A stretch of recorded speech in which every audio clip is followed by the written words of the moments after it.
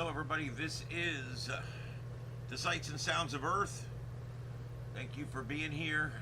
Getting things together here. As always, I like to wait about 5 minutes before I get started so we can get as many people in as possible. The numbers have been great lately, and we are ramping into this very busy upcoming weekend, and we'll be discussing all that tonight. Hopefully, everybody will be able to get us. We've had some YouTube service interruptions. And I'm hoping it doesn't affect our stream tonight.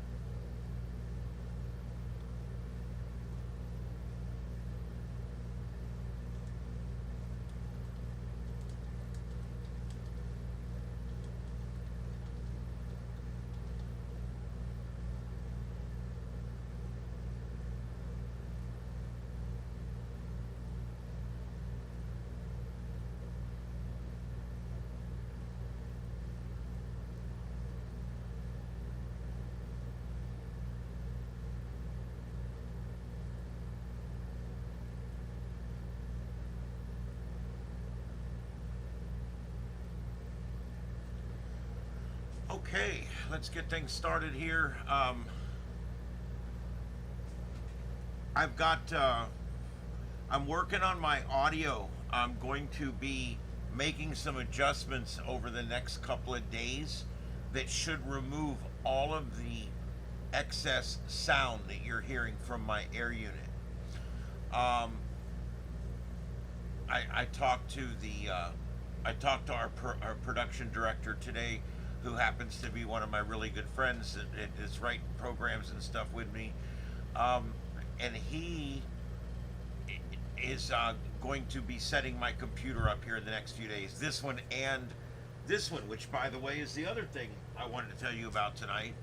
So just give it a day or two. By the weekend, you'll notice you won't hear any of the background noise or the air conditioner cycling on and off. You won't hear any of that by the weekend. Every day I make some kind of progress in here as long as I have time. Today I moved the 7.2 computer. From over here, which it was over in the corner. And by the way, excuse the mess. The place is destroyed. I've got to clean it all up tomorrow. But anyway, this over here is all done.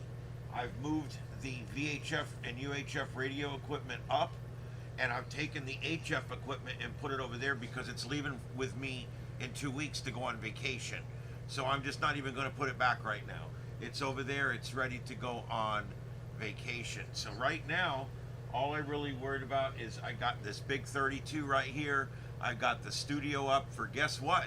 I got a simulcast going on right now over at Starship After Dark, where you can see 8 more screens of everything going on around the country. It's pretty cool. Here, let me turn my monitor off. I can actually hear myself slapping back just a little bit over here. If I can get it to do it. I may move this mouse over here. It's just difficult. 3 mouses is a lot to have in one spot. It's better to have it over here, but I can't mouse with my left hand. I'm no good at it. But anyway, give me a couple of days, and I'll have this mic problem. I'll have this mic problem worked out. So that's really all I can tell you on that. I've got everything maxed out, and I know there's background noise and everything. So by tomorrow, the next day, I'll have all that fixed. By the weekend, we are planning to have a. By the way, there's the shot of the studio. Notice down here now, behind my chair, you can see that's the Lennox machine down there, and it's another super machine like the one that I have back here. You can see the round fan back in this one. I got a super computer here that we're on right now, and I got another one down here now that's a Linux machine, and that's what I've got over here. And if you go over to Starship After Dark, you'll see that we're actually live over there with this same show, except it's a different grid with different videos playing. Now, here's what I'm planning on doing. Here's the show plan for this weekend. All right. I'm going to be here live most of the day on Saturday, and I plan to cover this No Kings rally, the conservative / Charlie Kirk counter rallies, and I plan to cover all of that plus all of the other breaking news of the weekend live. And I'm going to go live as soon as things start to happen, as soon as there's video to show you, things to tell you, I'm going to go live. What I've got over here now is my Linux machine set up. Notice every browser has its own slider. There's all the browsers. This thing, I tested it today. It's running flawlessly. Very, very happy with the way it's running right now. And so you can see there, I'm pulling up the got over here now is my Linux machine set up. Yep, and it's working. I just went there and just pulled it up briefly to make sure it's working. Let me get you guys up here. I can't see the chat room. Let me endeavor to get a damn chat room going.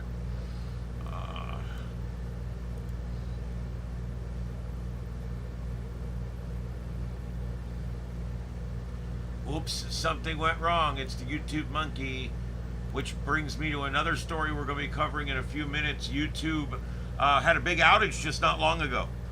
Pretty rare that YouTube has a big outage, but it was. Trust Cool today for... Oh, shut up.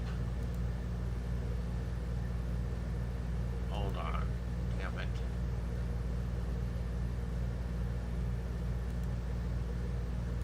What is going on?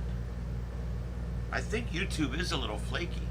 I don't even know if anybody's in here. I'm getting ready to, I'm trying to pull it up and it flaked out on me. I've refreshed and I'm trying again. Let's see if I can get into, there we go. I'm coming into the studio now. I get the monkey again. I'm switching accounts. There we go. Looks like, okay, yeah, the numbers are coming up, I think. Oh my God, it reset again. YouTube's having issues, guys. Bear with me and bear with them, and we'll bear all, and we'll figure it out. Hey, Red. Hey, Carlotta. Hey, Victor. Let's see who else. Yes. It is still acting funny at times, Junior. It sure is. All right. Yeah, we were conversing. We were conversing over on Discord. Don't ever forget we got a Discord. You know, I for the longest time never joined Discord because it just didn't sound good. But let me tell you something. I like it. I had issues over there the other day. I still like it, so that's got to tell you something. You know, you don't have to have your own channels, but you can just go make an account. It's free, and it works just like, it works very similar to like the old Facebook. But you can have like different channels instead of just one home page or whatever. And I like it because I have all kinds of different folders, and you can go into each one and put in your articles. I encourage anyone to be a journalist in there. If you want to put something in, you can have AI rewrite it, or you can plagiarize it. I don't give a shit either way. But yeah, put in your stories, put in your pictures, videos. It's all good. And I think it'd be great. Anyway, this weekend, I'm here. I'm going to put it in the chat room. Here's the link if you want to go check it out. Please hit the subscribe, but not the bell. Don't hit the bell. It's just going to go off all the time. Don't hit the bell. Here, hit the bell on Starship Adventures. Hit the bell, please, because I'm the only one that broadcasts here on this channel, and it's always live. That channel, Starship After Dark, is very specifically, it is a basically an automated channel with a bunch of automated feeds. And that's why it's two separate channels, because it screws up my algorithms over here. But if you click that, you go over there, you'll see that I'm over there too. And I'm talking, and you can hear me over there, and I'm in the same corner I am here with that cool little red graphic that I found.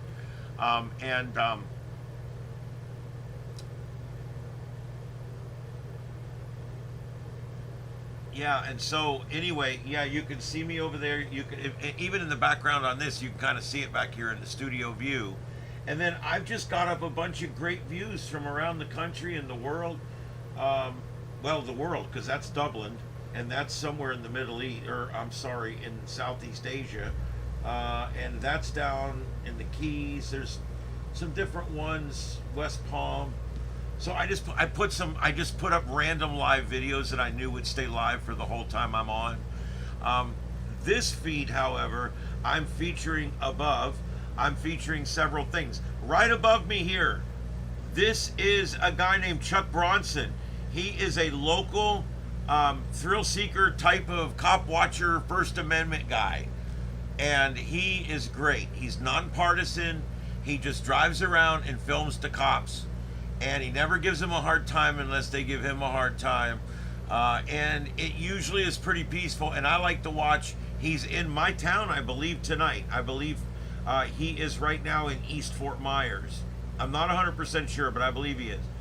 And so I've got him up in the small window up here because I think it'd be kind of cool. We'll just keep an eye on him. Now, everything else you see here is Portland. There's 3 or 4 different views, and they keep rotating around. You can tell it's the left protesting because they showed up in costumes because they're a bunch of children. That's children do. Anyway, I'm hoping everybody can hear me okay. Like I said, for those that are just joining us, I know you can hear the air conditioner and it's fairly loud, and I know I'm a little below the level I should be. That all will be fixed by the weekend. Probably in the next day or two, Jake from work is going to dial into the system here, and we are going to do the things necessary so that my audio will be gated and processed and noise suppressed so that you won't hear the air conditioner anymore. I think that's a good idea. So we're going to do that the next couple days. I want to get that done before the weekend.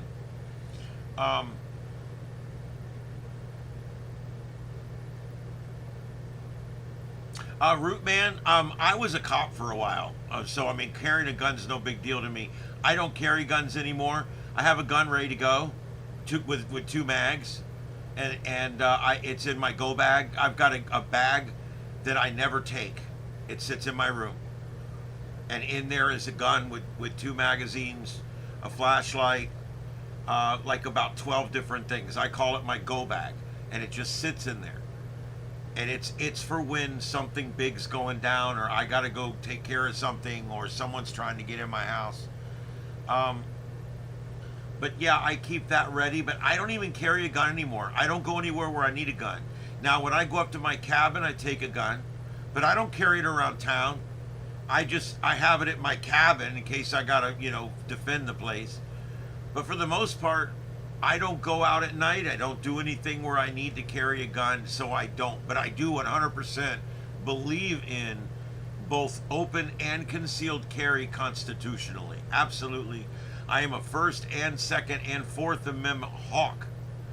And I will fight for your right to carry a gun, even if I just leave mine at the house, because it's not a big deal to me. I find that 90% of the time, when someone tells you about a time they had to use their gun, the story always starts with, I'll tell you my story, and here's what they always start with. It was about 10 or 11 o'clock at night. I'm telling you, nothing ever happens good late at night. So everybody that's ever, I stopped at an ATM at 1 o'clock in the morning in this town, and some guy walked up and tried to rob him, and he turned around and shot him. I'm like, I would not stop at an ATM where you did. I wouldn't have never stopped at that ATM. And that's the difference. I just don't take any risks anymore. My doors stay locked. I don't know. I've gotten to the point where I will run from trouble. I don't want trouble. I used to run towards the gunfire. Now I'm home when the gunfire happens. So that's kind of how I am on that.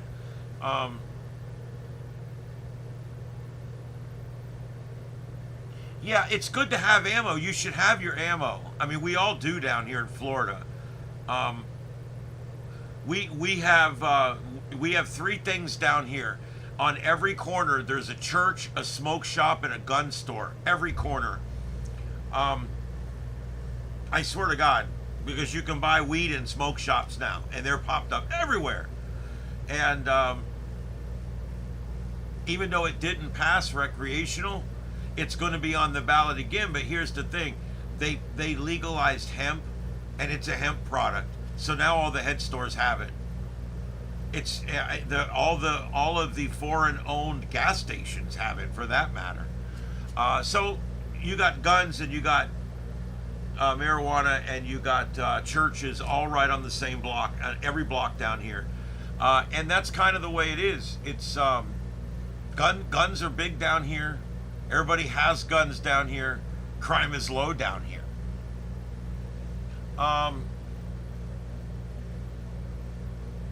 Oh, bullets are expensive. I've got 15-year-old bullets that are all vacuum sealed. I know they're okay still, but yeah, I would not even want to think about buying bullets today.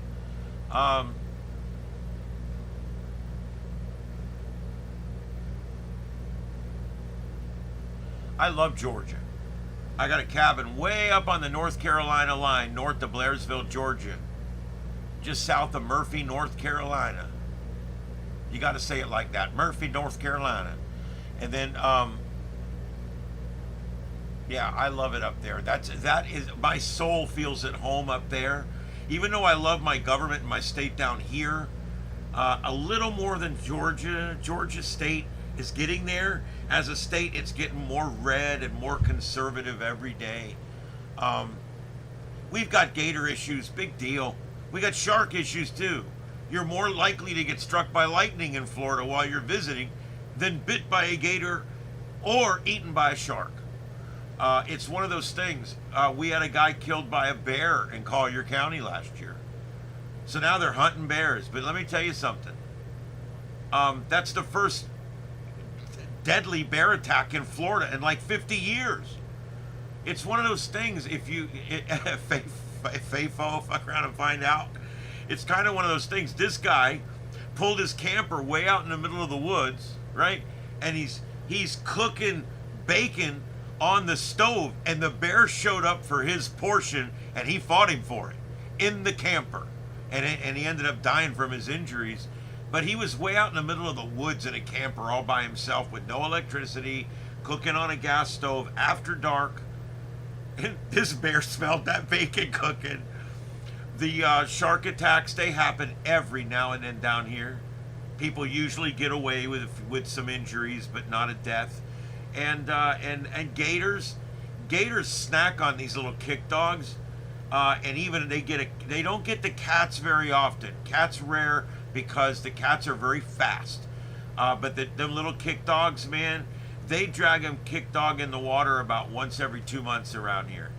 And the funny thing is sometimes the old people, they just hold on to that leash, and I'm like, you're gonna go in the water, and he's gonna come back for you because you're bigger. But anyway, whatever. Truth is, alligators don't want humans. Alligators don't bite their food in half and then eat it in pieces. Alligators pretty much swallow the shit. They'll chew it up if they have to, and they'll rip it all apart if they have to. But they really don't want to take on something that's bigger than themselves or something that's going to be hard to eat. They'd much rather have your kick dog. If you and your kick dog are walking along the water, he's not going to get you, I can tell you that. Matter of fact, they should just call them feeder dogs when they take them out there, and that way, because that's what they are. They feed that gator while you're getting away.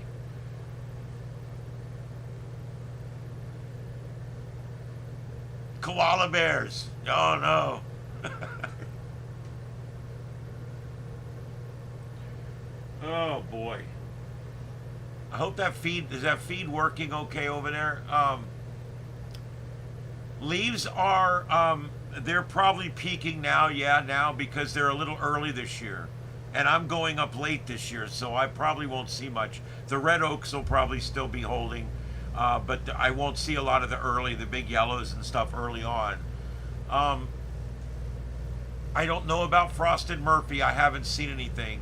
I'm, I'm, I don't think so. I'm kind of watching. I don't think it's come near that south. I'm kind of watching because my cabin is unwinterized and it's sitting up there. It's a sitting duck. Um,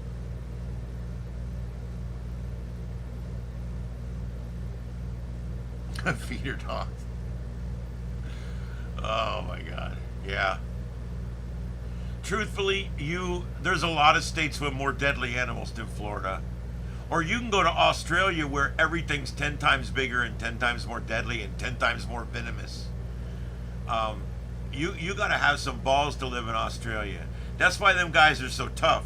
You don't mess with an Australian. You know why? Because everything in his country kills you. You got to be tough when you come from Australia. I love Aussies. They're great. Let's see. I think someone from in here was from Australia earlier, I think. But yeah, oh, I love that, man. Yeah, it's Australia's. But you got to be tough if you're going to go do stuff there. That's why they made those movies they made. Crocodile Dundee. That's not a knife. But anyway. All right. So what else is going on? Let me get some information put together here.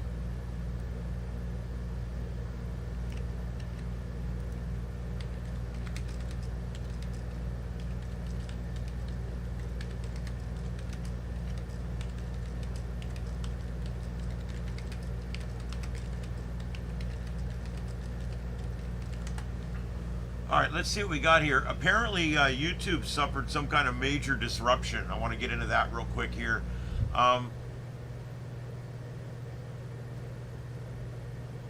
Okay, first of all, the outage affected multiple YouTube services.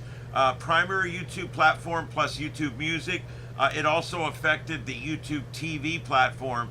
All three experienced major issues. The problems included video playback interruptions and the inability to load content. I experienced this myself. The moment I got home and started pre-show, everything came up with an error. Nothing's working. I was having issues. But here's the thing. My streams are all still going out. It had nothing to do with the ingest side.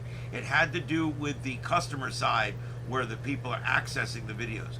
Because all of my lives stayed live. Now, they had no viewers, but they stayed live.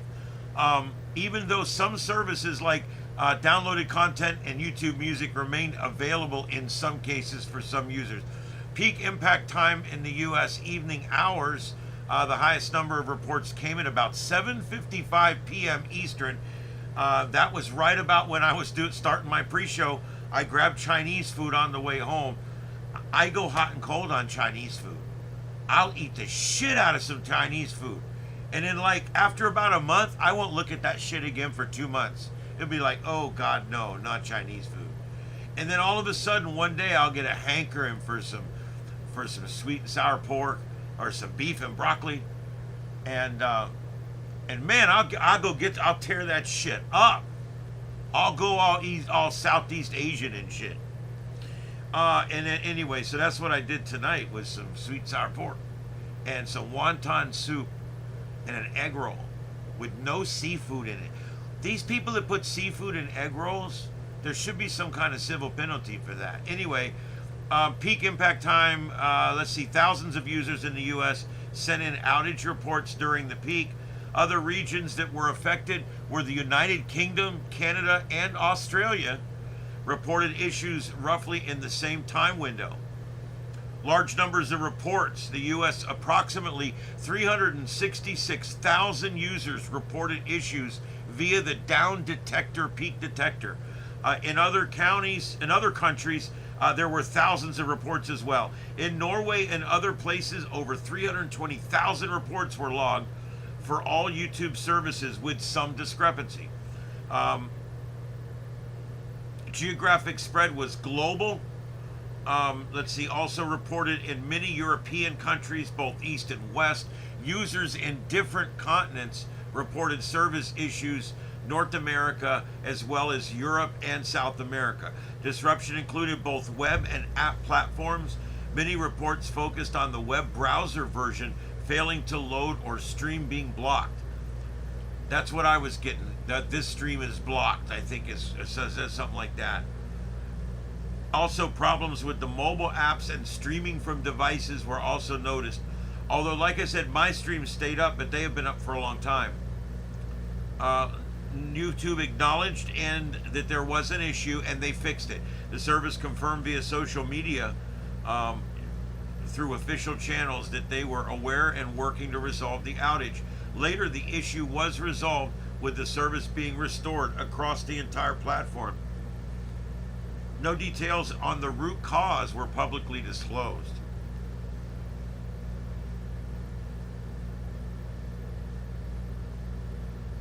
Okay, and the rest of this, when ChatGPT or whatever, Grok, I think I'm using Grok, when it runs out of things to tell you, it starts telling you the same shit in a different way, and that's kind of annoying.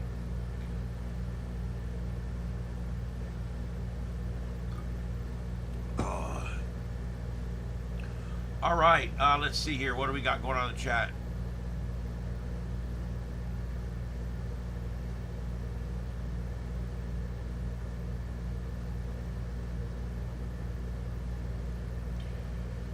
Yeah, there's a lot of cyber attacking going on right now because we've got a lot of countries, including China and Russia, as well as a lot of private ventures out there too, out of Mumbai and the Middle East. That are all attacking for different reasons. You've got government sanctioned attacking, which, like in China, they'll have 1,000 people show up for work in this building, and they all just come in and sit at a computer and they teach them what to do, and then they do it. They watch a video on what to do and they start doing it. And then as they get better at it, they move them up on the floors and give them more money. It's all a big system. And all they're doing is hacking you. And it's government paid for. And then you got your private ventures that are trying to get your credit card numbers or trying to have things, whatever. There's so many things they do. And all this is going on. Plus that big thing they caught in New York, where they had those thousands and thousands and thousands of cell phone transmitters. There's more of those systems out there. Those are professionally made systems. They're being produced in a factory somewhere.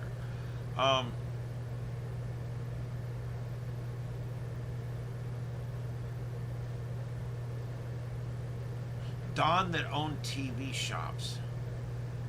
No, not really. Yeah, look, there's a lot of people from Florida up in Blairsville. As a matter of fact, there's probably as many people from Florida in Blairsville as there is from Blairsville in Blairsville. And let me tell you why. Because about half of them are halfbacks. People that moved to Florida got down here and realized it's too effing hot in the summer. And they went halfway back and they stopped in Blairsville, Georgia, and they bought a little cabin to live out the rest of their life.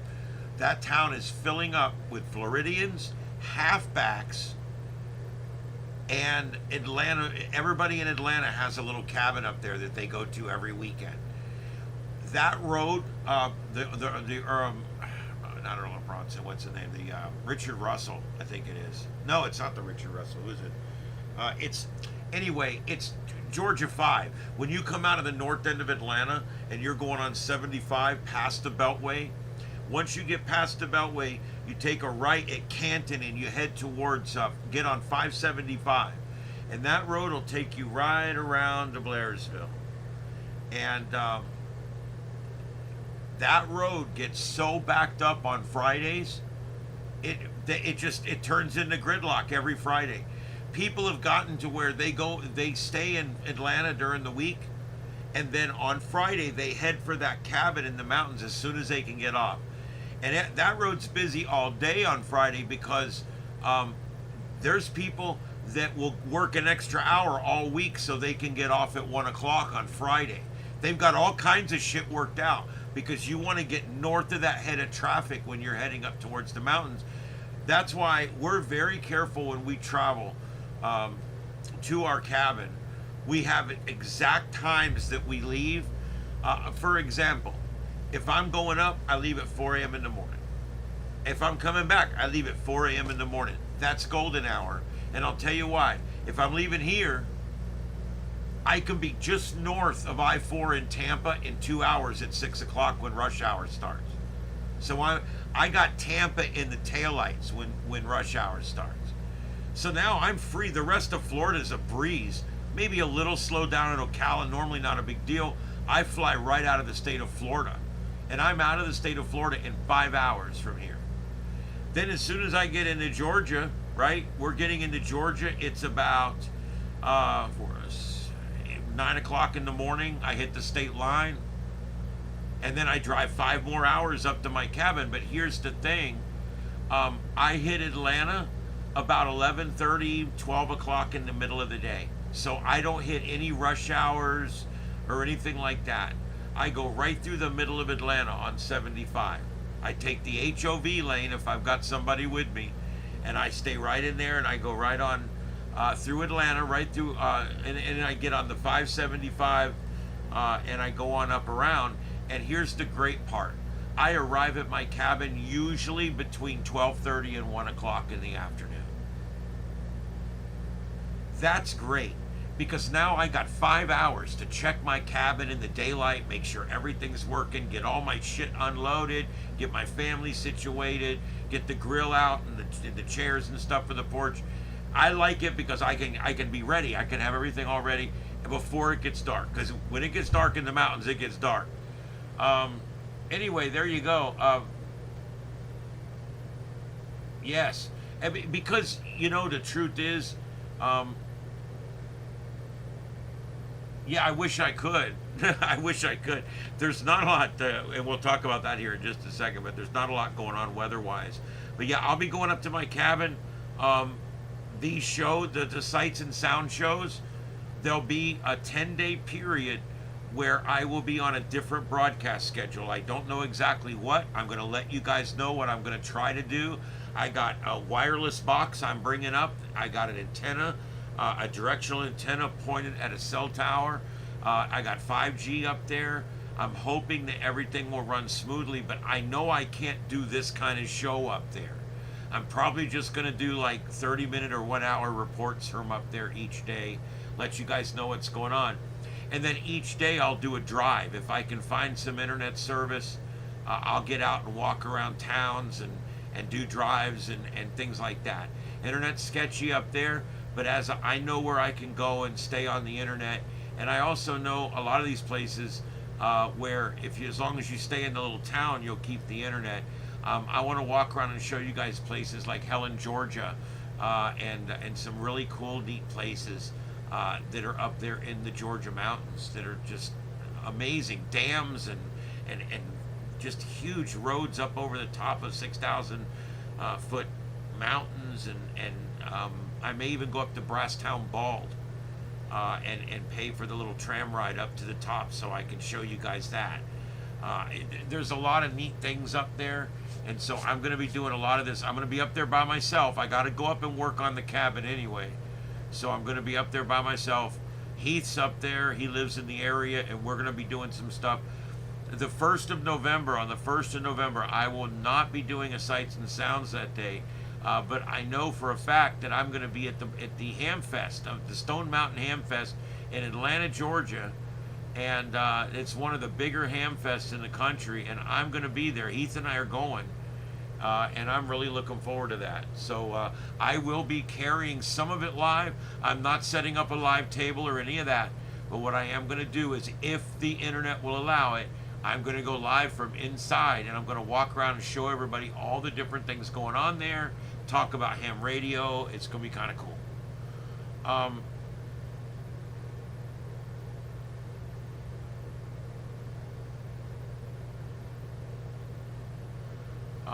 Let's see.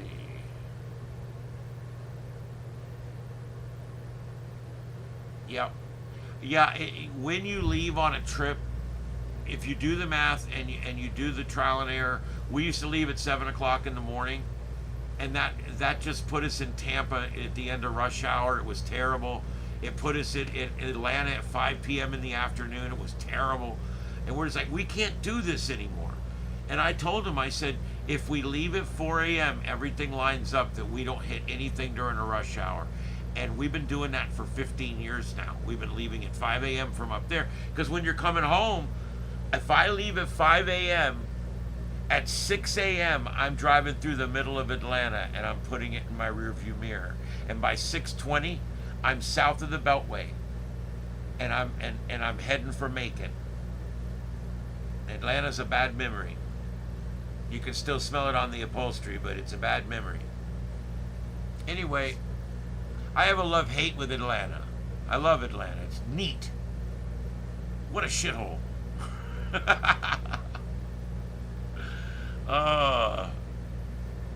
Anyway, let's see here.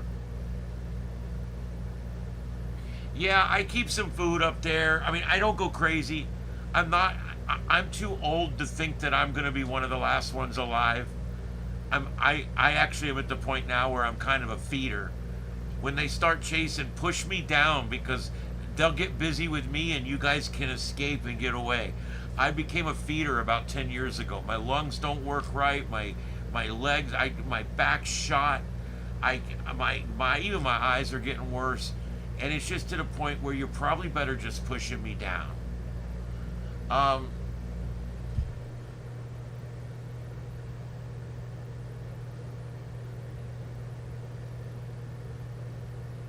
Tech Talk in there. I love it. I love the Tech Talk. All right, let's see here. What else is going on? Let me see if I can get some other information going here for you guys. So that's what's going on with the YouTube thing. So what else is going on today?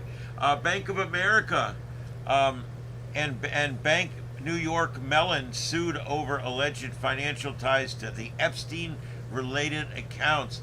This Epstein thing is just still going on, and I don't want to get a whole discussion going on that again.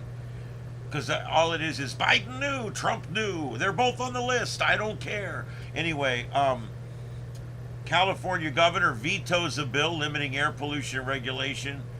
That California has become so overregulated when it comes to air pollution. Their gas is just ridiculous. The factories are moving. They're moving to Nevada and Texas. All of the refineries or factories, anything that can afford to move is moving. There's even a lot of stuff popping up along the Gulf Coast in Texas from California. Big stuff. And the reason it's all moving is a lot of it is the tax.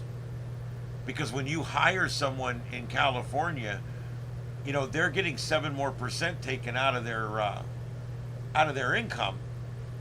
It's more, everything's more expensive. Your business taxes are more expensive. Your property taxes are more expensive. There's more regulation. There's more bullshit with the fire marshal. There's more bullshit with the county code enforcement. Everything's just a regulated mess in California. You know, all those wildfires burned down thousands and thousands and thousands of homes. I think they've issued 45 permits to rebuild homes. They just can't get their shit together. I don't know what's worse, the fact that the fire trucks pulled up and the hydrants were empty because of bullshit, because nothing works right out there, or is it that nothing was prepared or nothing was ready for when these big fires happen, or what's worse, is it the aftermath where these people can never rebuild their house because they're still waiting around for some guy to show up with a clipboard and tell them they can start building their house.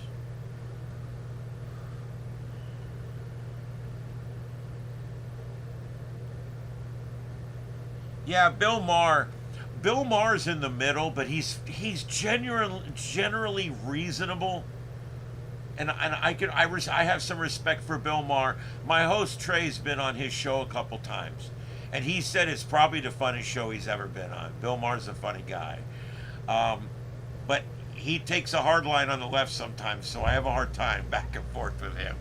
Let's see.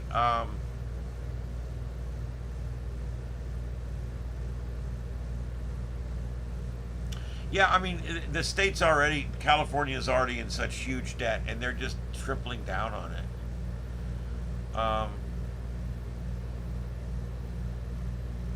We have that problem here, and I'll tell you how we deal with it here. Like after the flood here, our county starts running ads on TV. Don't forget, if you're fixing your house, you need a contractor and you need a permit. And every time that ad would come on, I would, F you. These people's homes have been flooded. Even if they have insurance, they're only going to pay for 70% of the restoration. If you got $1 million house and they're only going to pay for 70% of the restoration, you're still in for 90 grand or something to get back up. It's a lot. I'm telling you, my mother had it up to the light switches. Okay? She was still in the house. Had it up to the light switches. Tough woman, I'll tell you. And we ripped everything out. All right? And not the plugs or the studs, but we ripped all the drywall out, all the flooring, everything, all the cabinets, all the vanities, all out. And we had to put it all back. The county wanted us to go get a contractor and pay a contractor to do it. We called contractors, right? Because FEMA gave us some money, we had some money, we wanted to get it fixed. We started calling contractors. They were wanting what the house was worth to put it back, because they were so backed up on work it would take 3 years to get started. And then you call the county, they're running 6 months out on permits. And you're like, screw you. And we just got friends and we put the house back together. And had we followed all the rules, my God, it's like flood insurance. Had my mother never got flood insurance on that house, she hadn't had it for, I don't know, 30 years. And down here, it's a completely separate insurance.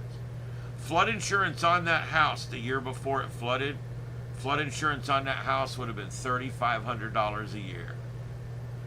Had my mother paid flood insurance on that house, going back, all the way back, had she paid flood insurance on that house, because it sat there unflooded for 53 years, okay? Had she been paying insurance, protracting it back, dropping it 4% per year, I did all this math, by the way. Actually, I had AI do it. If you protract it back and you add it all back up, my mother would have ended up spending about $190,000 on insurance in the 53 years she would have had the house at that point. FEMA gave her $42,000. And that's a one-time shot. When you're in a bad disaster, it's a one-time deal. And it was such a bad storm, we qualified for everything down here, and we got it, and it was good. That's what the government's for, to help you out when you really need it. Not to give you food stamps for the rest of your life, but to help you out when you really need it. She got that money. We put the house back together with that money. Now, a flood came 2 years later and took it all back out again. But the point is had she paid for that flood insurance, it would have cost her 4 times what it ended up not costing her anything. She was able to put the house back for about $15,000. And we went and bought a lot of secondhand furniture that was in really good shape, and it's really nice, you know. Of course, it all got flooded out again. She's on her 3rd set of furniture now. But see, that's the problem with insurance, is it's a gamble. And even if you win the gamble, you still lose, because they don't make you whole. They only pay 75% of what you need to get back on your feet again. And in this particular case, I think my mother was much better off over the years never paying that out. Could you imagine what my brother and I's Christmases would have looked like over the years if she was paying back then $900 a year for flood insurance? I mean, it's just disgusting when you start thinking about how expensive it is. But I also see the other side of it too. When a storm comes down here, it ruins 100,000 houses. And that has to be absorbed by the 7 or 10 insurance companies that issue flood policies down here. And you have to remember, down here you have homeowners and you have flood. It's 2 completely different insurances. See, in many states, the homeowners includes flood. Or you can buy a flood rider on your homeowners. You can't do that down here. Flood is a completely separate insurance. And you could be paying $1,800 a year for your homeowner's insurance and have cheap homeowner's insurance. that won't cover much at all, and that still doesn't cover you for flood. If the water comes down, you're covered. If it comes up, you're not. Doesn't matter if it's fresh or salt. If the rain floods up and floods into your house, or if the tide floods up and floods into your house, it doesn't matter. That's flood insurance. And so it really is messed up down here. Over half the houses down here don't have flood insurance on them. So when something happens and the county starts, you got to get a permit. Well, nobody can afford to sit around and wait 3 years for a contractor that wants what the house is worth to put the drywall back in it, put the cabinets back in it, and fix everything that's wrong with it. They're wanting about what the house is worth. Insurance is a scam. It's a complete scam. You know, you get into a major car wreck. I have a family member got into a bad car wreck. They rendered default at 50-50, which didn't matter because Florida's a no-fault state anyway. But the point is what ended up happening? The insurance company only satisfied about 70% of his loan, and he had to pay the rest of that off. So now he's on the side of the road, no car, right? Owes $2,800. And the next day can't get to work because he has no car. So when he bought the car, he had a trade-in. So he's bought the car. He got a $3,000 bonus at the beginning when he bought the car. Next time around, he's starting out $2,600 or something in the hole. Insurance doesn't help you. He had absolute full coverage and gap, and it didn't cover it. I'm like, what? How could you call it gap if it doesn't cover it? My mother's car was destroyed in that first flood, Hurricane Ian. She had primary insurance, full coverage, and gap. They sent her a bill for $1,200 for another year. I'm like, they're not getting that. They can kiss my ass. We had full insurance and gap, and they're telling us we owe $12. They just suck. Insurance is disgusting. It's worthless. Worthless. Even health insurance, I could make some tough arguments on too, but I'm going to leave that one alone tonight.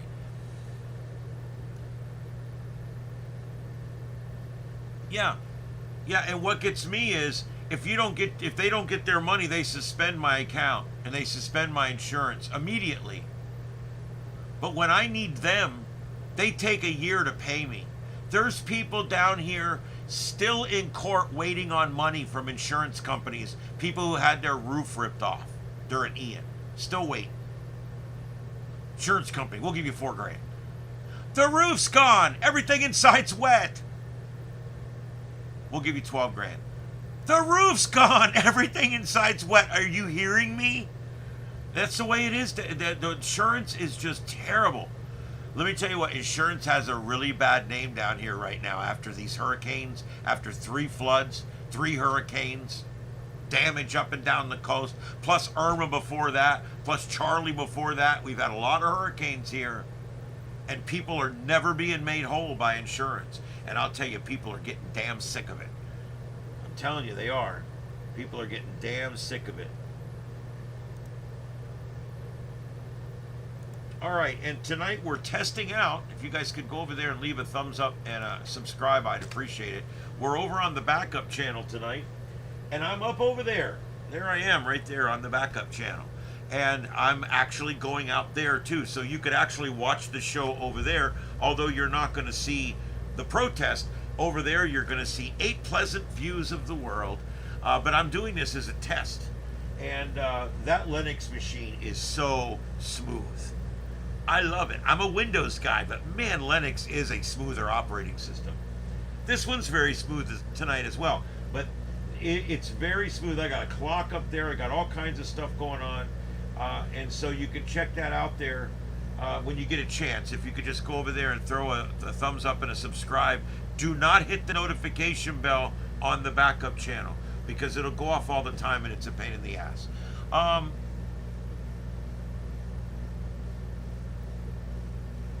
Well, Victor, that's the other argument. That's the argument the county makes. We make you have a contractor so that we make sure that when you put your house back, it's put back well, so that when someone buys your house after you die or 10 years from now or whatever, they know they're going to get, the walls are going to be right and the plumbing's going to be right and all that. I get all that. I'm not saying the county's wrong, and I'm not saying that my complete code enforcement anarchy is right, but I'm just saying, what do you expect people to do? There's not enough contract. It'll take 3 years for these. There's still contractors working on roofs that were damaged 3 years ago. These roofs have had plywood nailed on top of them for years. There's some roofs that are on their third or fourth set of blue tarps. It's still going on here, and it's partially because there's not enough contractors. It's partially because the county can't get off their ass and issue permits in a timely manner, and it's partially because a lot of people can't afford to go get a contractor to come in and do the work professionally when they're trying to put their family's home back. And in many cases, the family is sleeping in it while they're trying to put it back. I know people that were sleeping in a flooded home 3 nights after the storm. They had ripped all the drywall out, dried the house, bought kids for beds and stuff, and they were already living back in the house again. They hung up sheets around the bathrooms for privacy. I'm telling you guys, you have no idea. Floods are bad. If you've ever been through a flood, you know.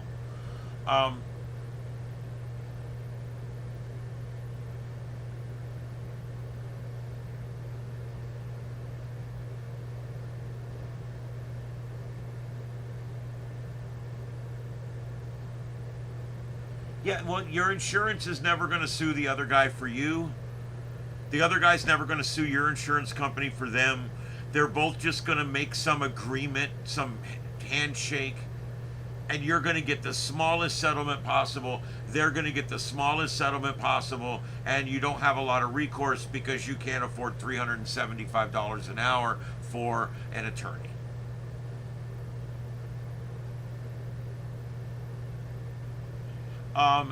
Here, you have to use a licensed contractor. They are licensed as a contractor. And then that contractor has to go and make sure that everybody he hires to contract with him to do the work, that they are all licensed to do the jobs that he's paying them to do.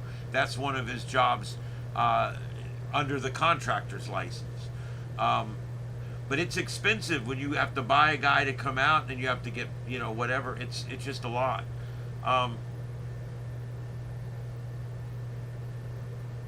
Oh yeah, Coco, I get it. I understand. And look, I have friends that work in the did work in the insurance business. I get it. I understand. It is what it is. It's a necessary evil. I'm not saying that it should all rot and burn in hell. I think it's mostly a scam because you always end up paying in more than you get back. You would be hard pressed to find anybody that would ever tell you, well, I got back more than I ever paid into insurance. All it is a loan. You're giving them your money, they're holding it, putting interest on it, and then they give you back some of it when your house burns down. It don't even make sense. Because they're not even going to give it all back to you. They're not even going to give a lot of it back to you. Matter of fact, they're only going to give you about 40% of it back. It's probably about where it's going to fall. So, yeah.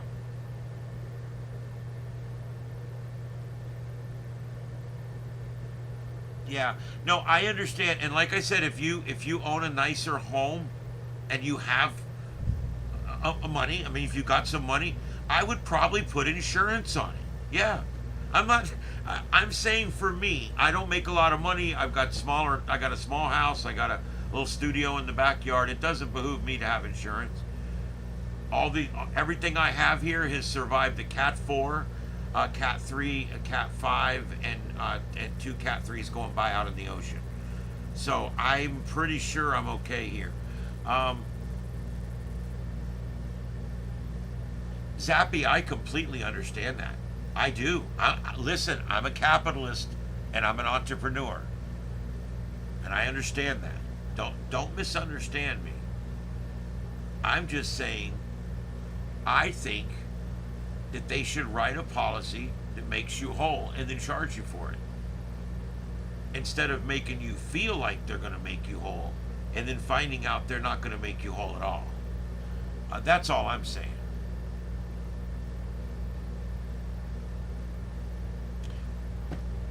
I do have some silver that I put away, not a lot, but a few thousand. I've got some reserves. I've also got a few things that are worth some money. I do have reserves, but I live as I go. I got 2 houses, so one burns down, I got another one.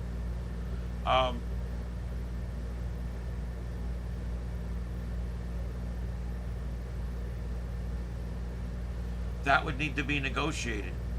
All I'm saying is if I have a $200,000 home that's appraised by the county at $200,000 and it burns completely to the slab, that insurance company should pay me $200,000. That's what the house was worth at the moment, plus contents. They never pay you for contents. And that's all I'm saying. I'm not, like I said, am I anti-insurance? Oh, God, you know what? Kind of a little bit, yeah. But not really. I do have basic coverage on my car, but it's not on my car. I only have PIP and liability because the government requires me to have PIP and liability.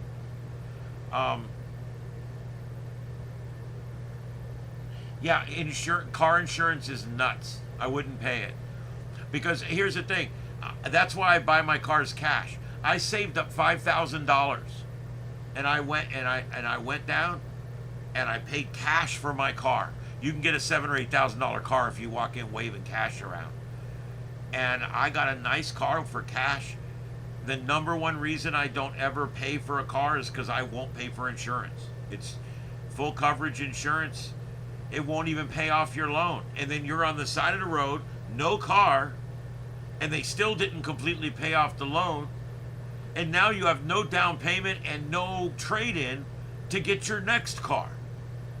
What was the purpose of even having insurance? You still owe the bank $2,000. I don't know. I'm just disenchanted with it. I've never once in my life had someone walk up to me and says, "Yeah, my house burned down, but man, insurance took care of me." Hey man, I was in a wreck, I rolled my car, but it's all good, man. Insurance bought me another one just like it. These are the things you never hear. I'll tell you another one you never hear. I got back surgery and it's great now.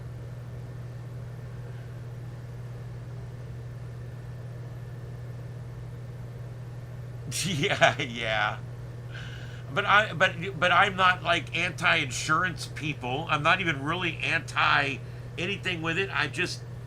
It certainly doesn't work for people like me that live a modest life, that own a few older homes, that owns an older car that I paid cash for, that doesn't live in a flood zone. I live 20 miles from the coast.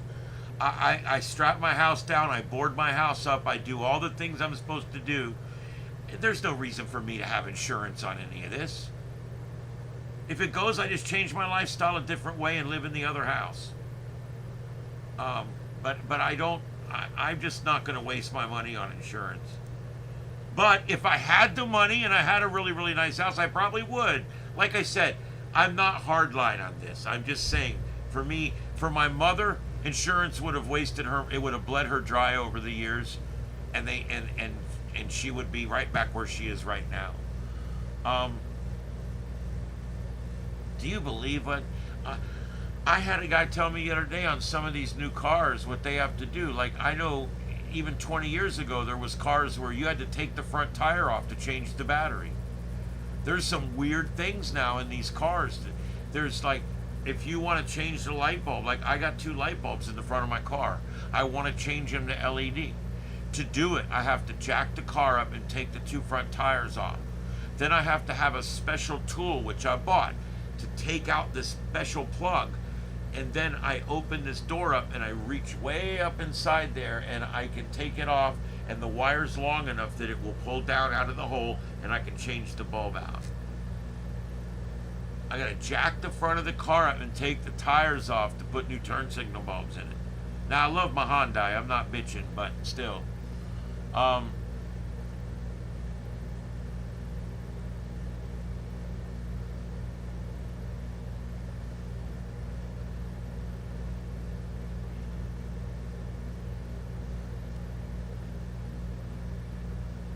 yeah, like I said, not against it, but something's broken. I think we agree completely.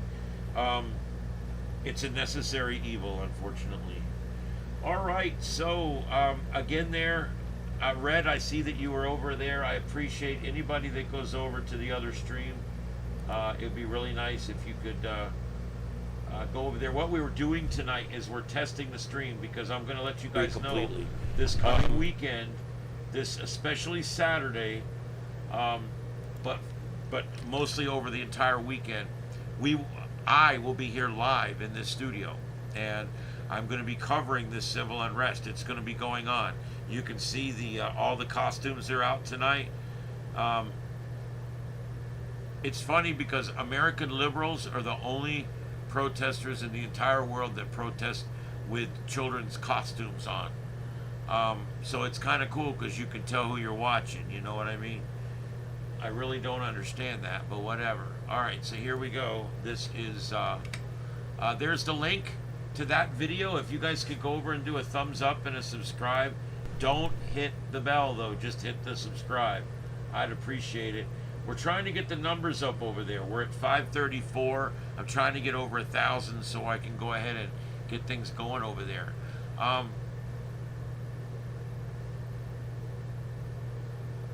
I haven't heard about that one, Victor. That sounds interesting.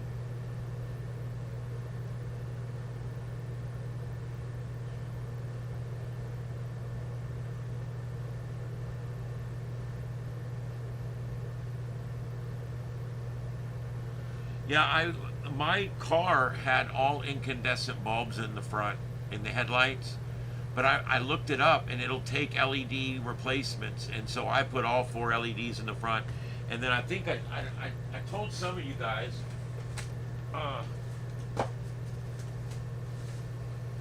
bought brand new driving lights. Look at that. Isn't that pretty? Brand new. I got 2 of them for 45 bucks, 43 bucks. It was some little amount of money.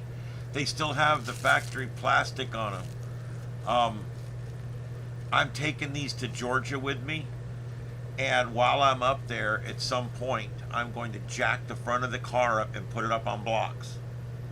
I'll jack up the one side, put it up on a brick, jack up or a log. I've got these logs I use up there. And I'll jack up the other side, put on a log. I'll have the back tires chalked really good.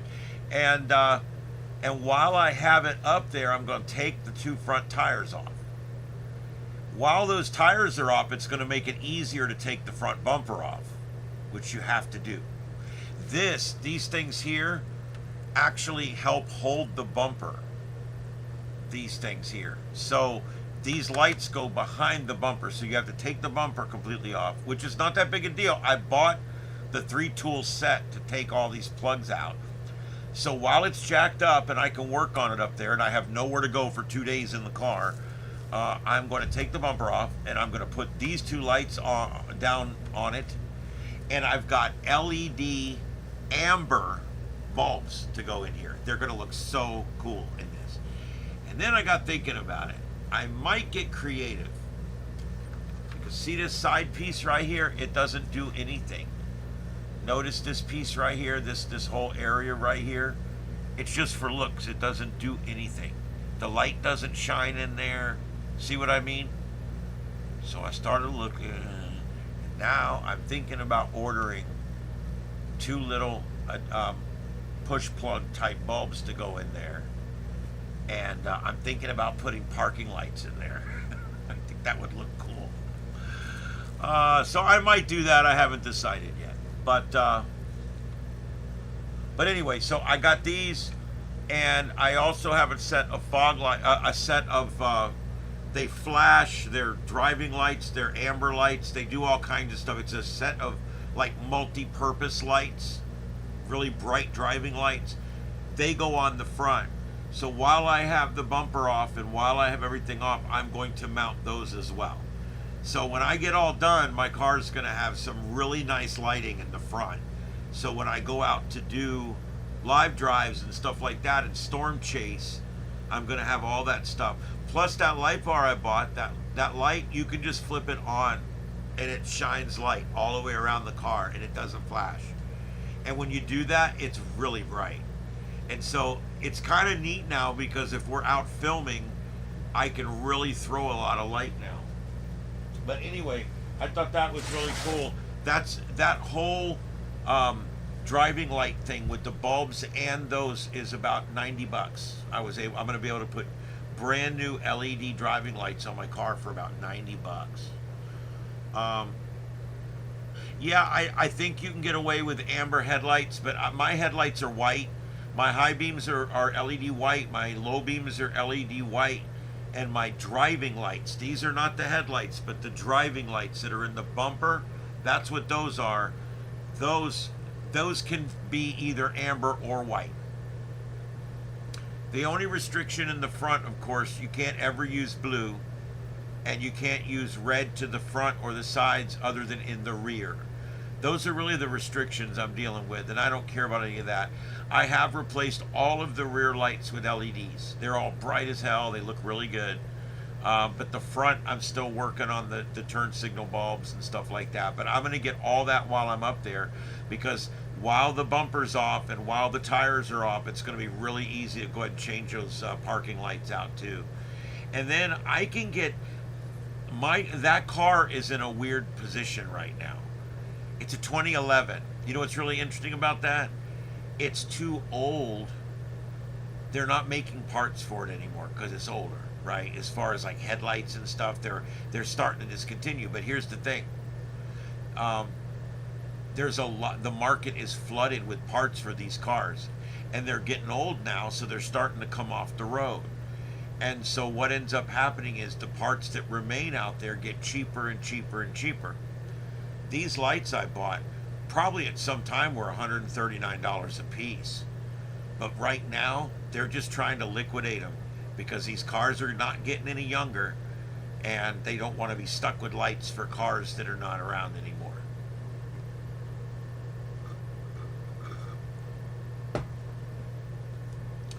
It looks huge standard because I'm holding it in front of the camera, but when it's on the car, it's the same, almost the same size as the headlight, but a little bit smaller, and it goes down in the bumper.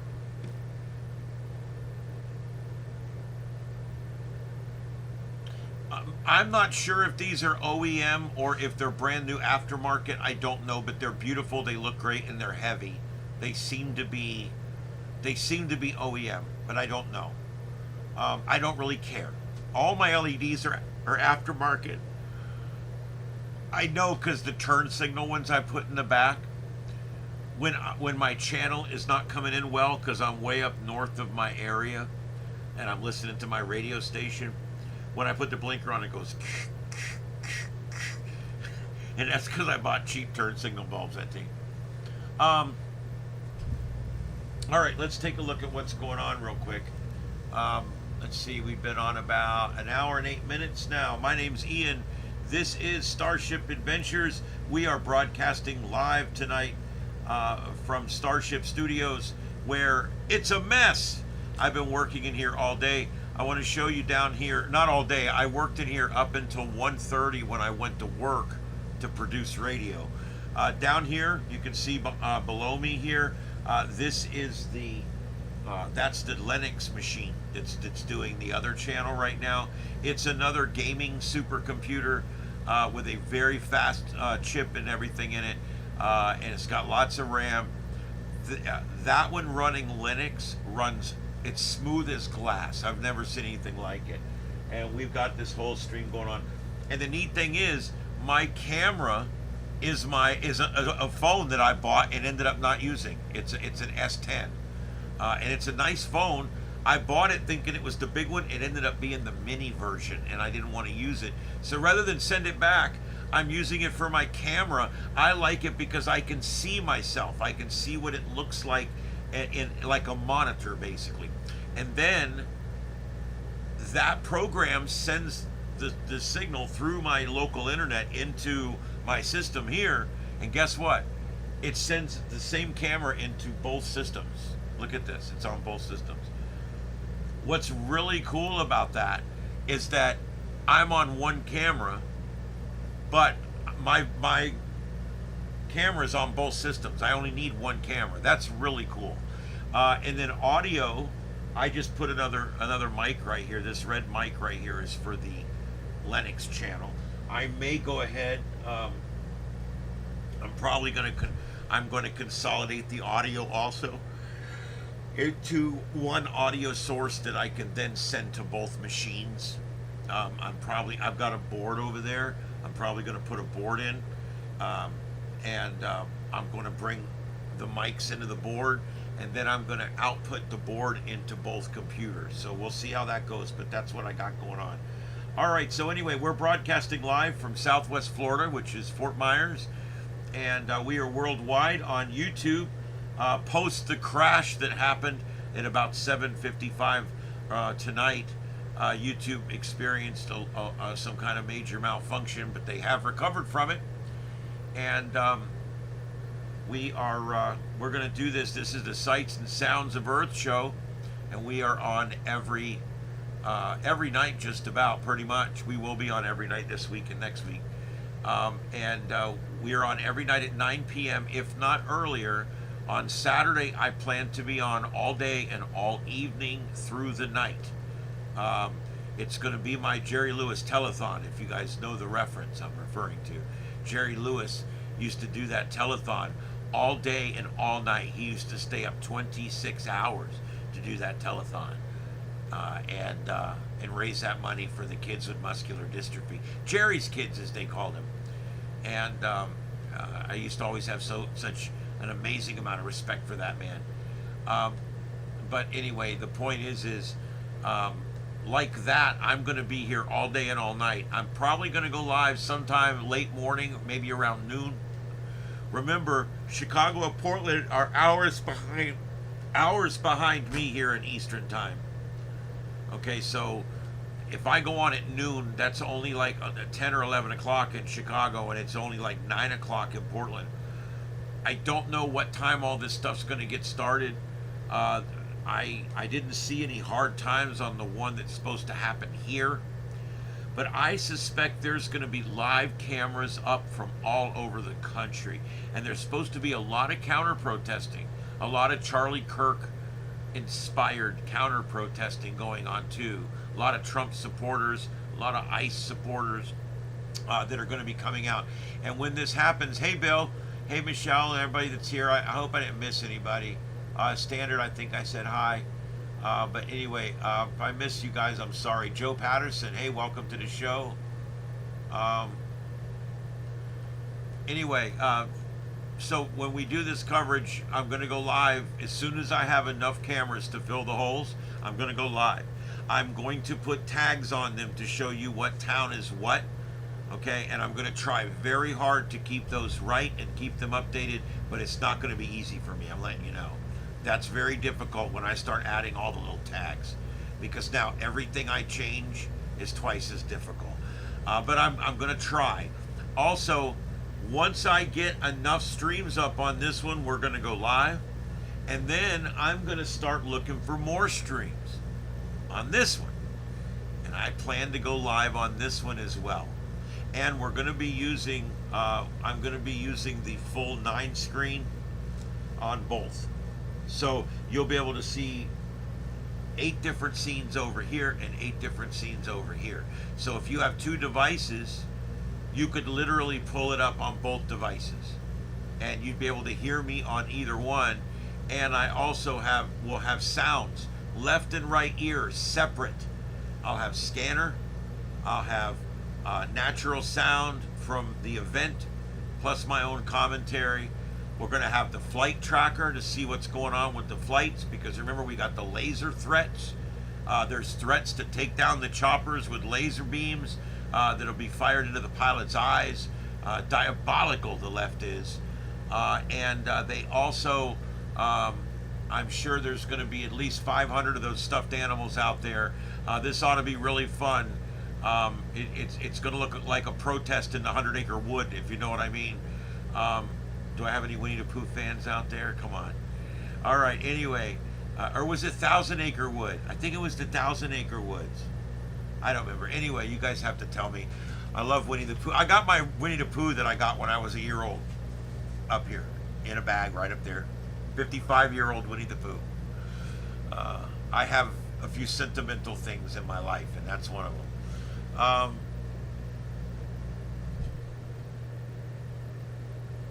Yep, SpaceX launched 21 satellites for Lockheed Martin today. That's correct. Yes, it is a crime to shine lasers at an aircraft. It's also a crime to burn down Target stores, but they don't care. Now, none of that's happened recently, but they don't really care about the rules that much. But we'll see how it goes. I think there's going to be some clashes, especially as we get closer to dark. And I think it's going to be a lot of crazy coverage, guys. I'm going to try my best. I'm a little nervous because I'm going to try to run 2 broadcasts at the same time. I'm not going to talk the whole time. I can't do that. It's not that kind of show. I will come in every 10 or 15 minutes. I'll read the headlines. I'll give you guys updates. And then I'm going to return you back to scanner and natural sound. I'm probably going to do scanners on one or natural sound on the other. I don't know. I'm going to play it by ear. Zappy? Yes. Amen. It's despicable. It's disgusting. And it's stupid. They're standing under the damn thing. It drops like a safe.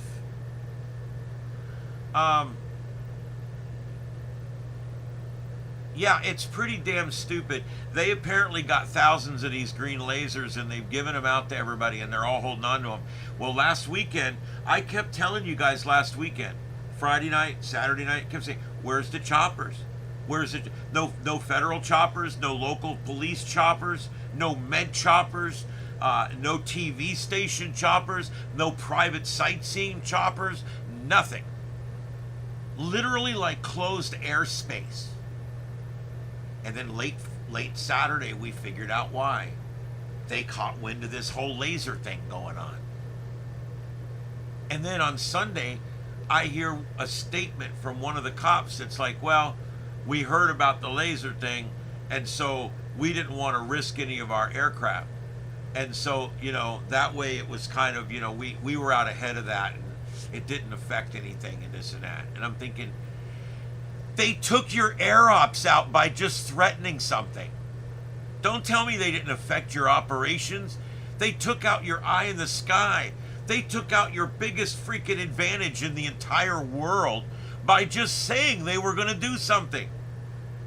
Don't say they didn't have any effect. Oh my God.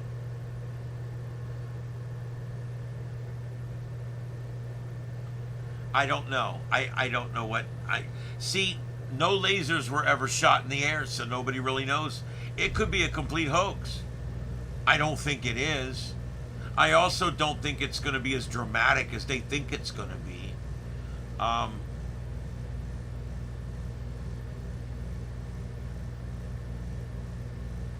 Yeah, I've seen that. I've seen those. You can buy a laser now for a couple $100 that will start fires.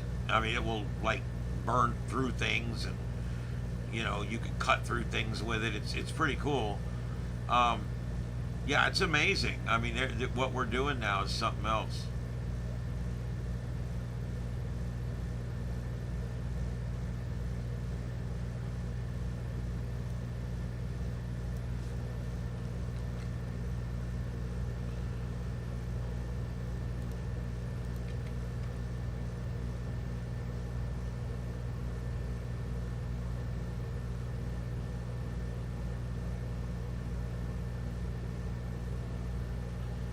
And yeah,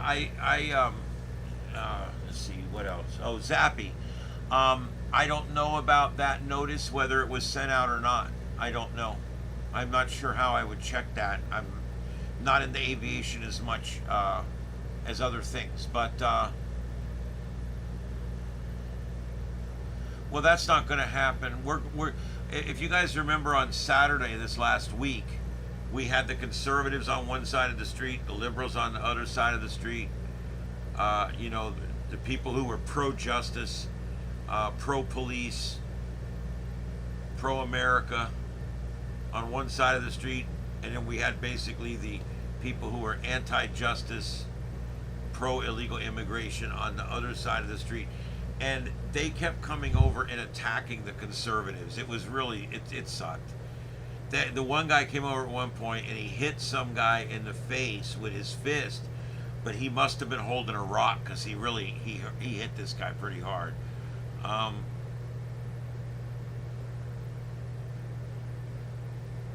Yeah, you can buy lasers anywhere.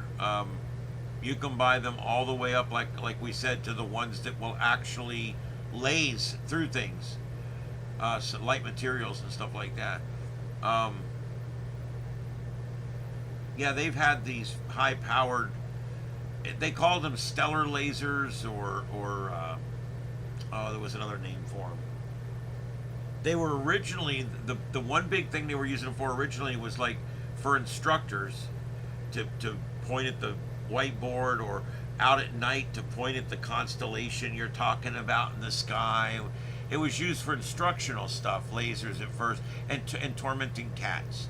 And then as they got stronger and stronger and stronger, they started pointing them at airplanes as if that was a good idea. I don't know what the hell that was all about. Boy, my throat's starting to go tonight.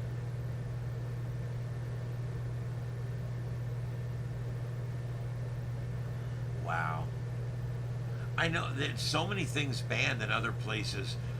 We don't have a lot of things banned here like that. I mean, you know, you can, like lasers, you can have whatever you want.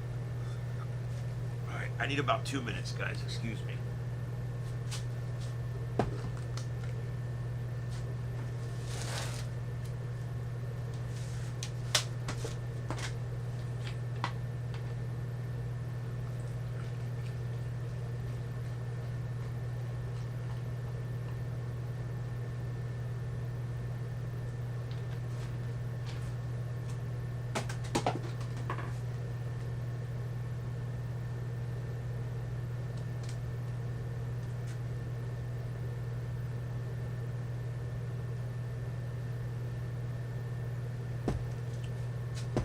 Oh, that's better. I was parched.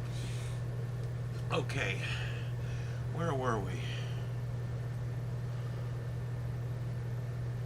A rock and a sock. People have no idea how dangerous that is. You can easily kill somebody with a rock and a sock. Or batteries. They used to throw a couple of D batteries in a sock. You kill somebody with that shit. All right, Troy's Reviews. Have a good night. Thanks for coming in. We're here every night at 9 p.m. Eastern. And we'll be here most all through the day Saturday. So we'll see you then. All right.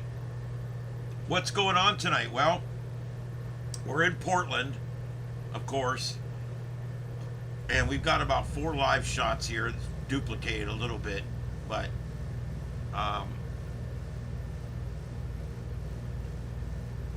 doesn't look like a whole lot going on. The one right above me here, this one, that's Charles Bronson. I don't know if it's quit. I think he's just waiting for the light. Yep, it's still going. He's out cop watching in Fort Myers. Everything else is Portland, guys. Everything's Portland except this one right above me, right here. This one's not. This one is a cop chaser down here in Fort Myers. He's a civil rights guy, and he's watching the cops. Cops are a little bit tyrannical in this county compared to your normal cops. I do like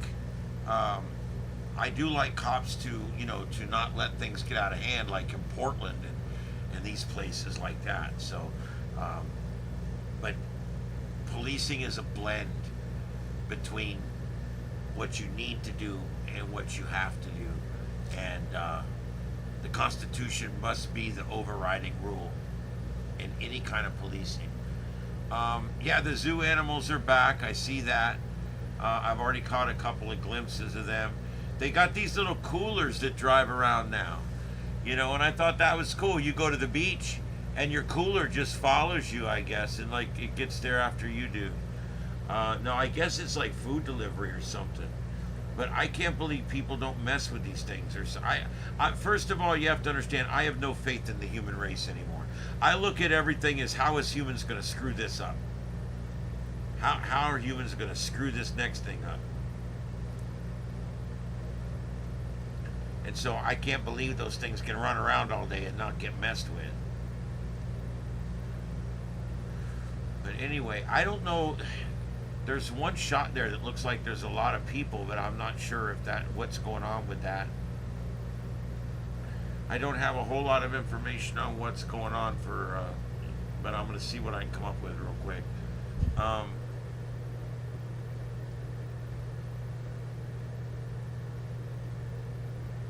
A plane today carrying defense officials made an unscheduled landing. Apparently, while they were flying, the windshield became cracked. So they landed the plane.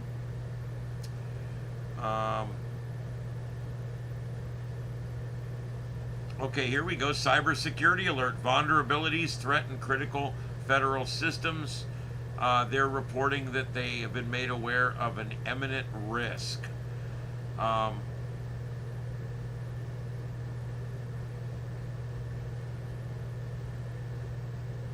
I hate when you hit the reference button and it doesn't bring you to the article you're reading about. Damn, I hate that.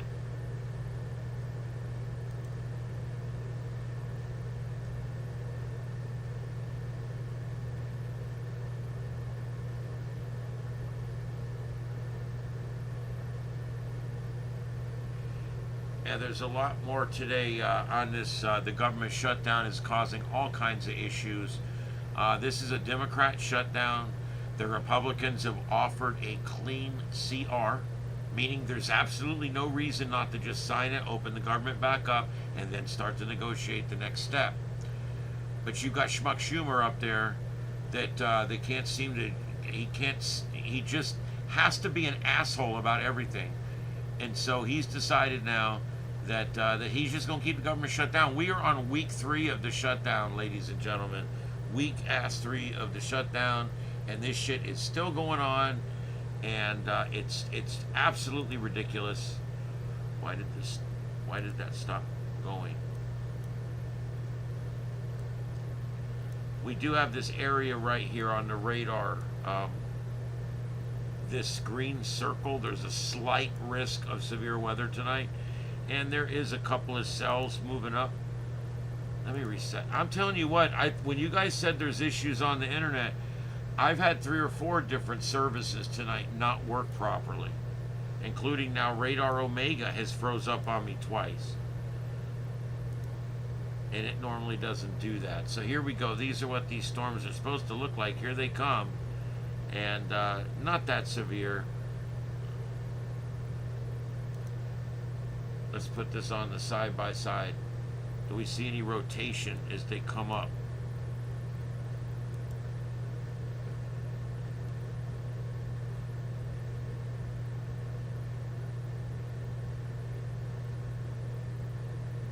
No, not really. Nothing that I would be overly concerned about.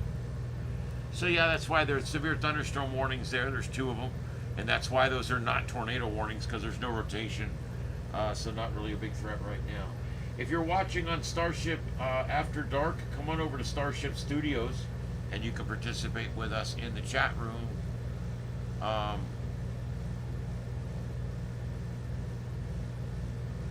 I'm not sure, Zappy. I went looking for more information on it, and it didn't go there, but I'll try to get back to it. I'm not great with social media either.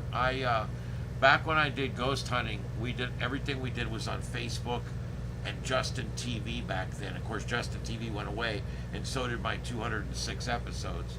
But that's a story for another day. I think I was the most pissed in my life that day. Okay, the No Kings Rally. The No Kings Rally is this weekend. It's on Saturday. Local groups all around the country have put together a plan to bring people together at certain locations. I know there's one set up here in Naples, and they're going to show up at a certain time on Saturday and they're going to protest. Now, when they say no kings, it doesn't really make any sense. It doesn't make any sense. I mean, Trump's not doing anything different than anybody else, really, when it comes to like being a king. These are the same people that says there's not going to be an election in 3 years. You just watch. That son of a bitch is going to be the king forever. God bless America. The truth is, they call him. They're saying he's acting like a king, and that he's a dictator and a king and all this kind of bullshit. I personally think it's bad branding. I think it's shit branding, if you want to know the truth. I work in branding, okay? I know all about branding. I got one of the better branded channels you're probably going to find. And that's bad branding, what they did. I'm telling you, it's shit. No Kings Rally. If everybody has to ask what it means, then it's a bad name, first of all. The name should just be Rally for People with Trump Derangement Syndrome. That's what I think they should call it. Deploribus, I watched that video. I think it was you or somebody put on there. I watched it. I actually did about an hour's worth of research into it. And I actually was trying to find receivers on WebSDR and also on the SDR, the other one, whatever it is. SDR Sharp also has some receivers around the country. I was trying to find anybody near Portland or Chicago or LA that has a receiver that picks up 151 megahertz. Because MERS is on 151 dot something something megahertz. And what I want to do is I want to monitor MERS. If there's anyone out there that lives in one of these cities, and I mean in the city, not 100 miles away, you would have to live in Portland near where the protesting is going to be. But if I could find somebody, I would for $40 I could get them up and running with a receiver and an antenna and everything. It's not that expensive. And I might be able to, depending on where and what, I might even be able to send something. But I want to get a receiver up in these towns on MERS, either recording or on. I also would love to cross-record the entire FRS and the entire GMRS frequency for the entire event, and so we can go back and pull all the audio out.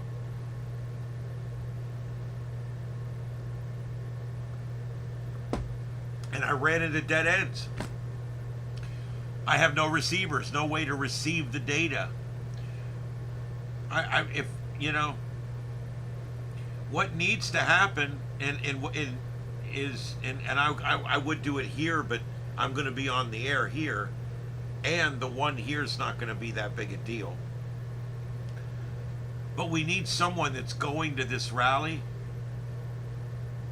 If they ordered the radio tomorrow, they can have a $25 Baofeng sent to their house overnight.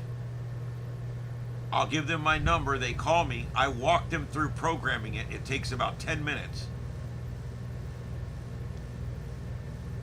And I can even spec out a wire that you can buy that will plug into your phone, and you can record the radio into your phone. There's all kinds of neat stuff we can do. I can explain how to do all that kind of stuff. The patch cables, the radio's $25. If you want an external antenna, like for your car or something, $25. And the patch cable is like $10, and you can record it with any recorder or tablet or anything.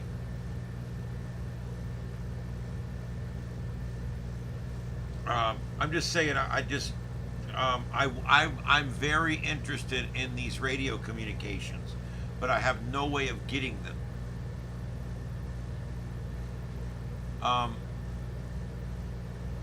MERS, for those of you who don't know, MERS is multi-use radio service. It's a set of channels that pretty much anybody can use. They just don't tell you about it. And you can buy a Baofeng, any Baofeng radio, any cheap Chinese radio for 20 or 25 bucks, and you can program these MERS frequencies into it, and you can use them, and you're legal.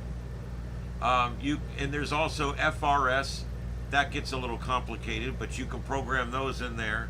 You can program GMRS in there, which is the general mobile radio service, and the FRS, which is the family radio service. You can program all of these into that radio, plus the ham radio channels, plus in Minitown, the fire channels, the law enforcement.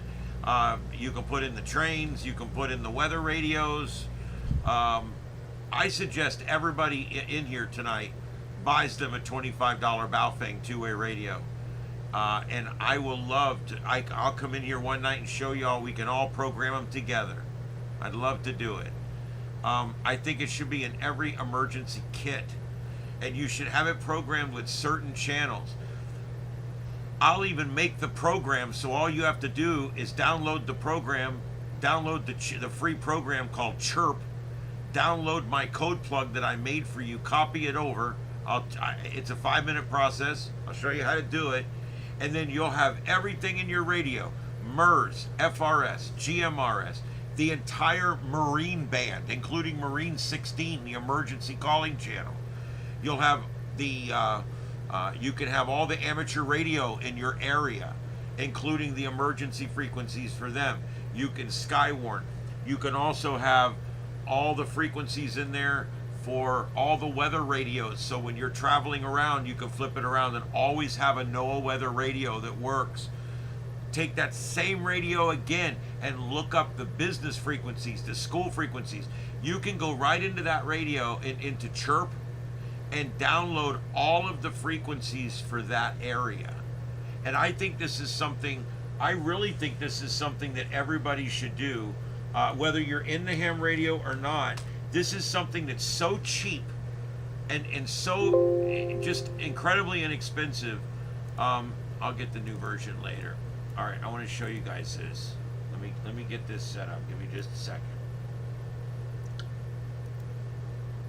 Okay, so I got this program called Chirp, right? It's free. And once you get into Chirp, you just basically load. Oh, Christ. You just basically load your. I want to make it to where you can see the whole program here. There we go. Okay, so what you're going to do is you're going to download your code plug from your radio.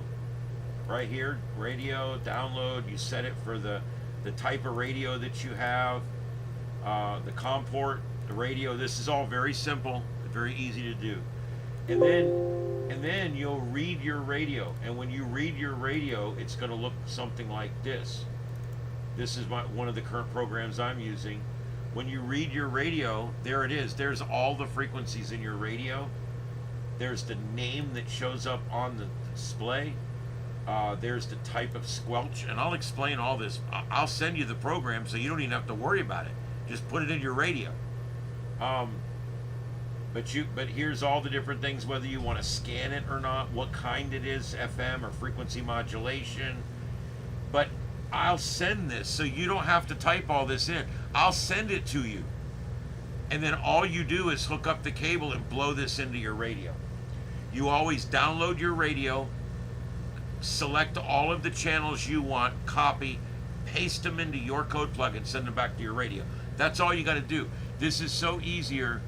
And Sludge It, it's very easy, because when you're in here, let me show you something. Let me start a new one. Okay, here's a brand new one where I'm going to start building a channel list. Okay, now let's say I want to build a channel list. I can query a source. Okay. And I can do it using radio reference or repeater book. Okay, if I go to one, I put in the information I want. What kind of service do I want? Amateur or GMRS? and then I click all the bands I want. I click whatever I want. I put in my latitude and my longitude. You type in that stuff and you hit go, and it brings you all of the amateur and GMRS radio frequencies right into the program, which is really nice. And then there's the other one. You can bring in query source. You can also bring in radio reference. And on this one, oh,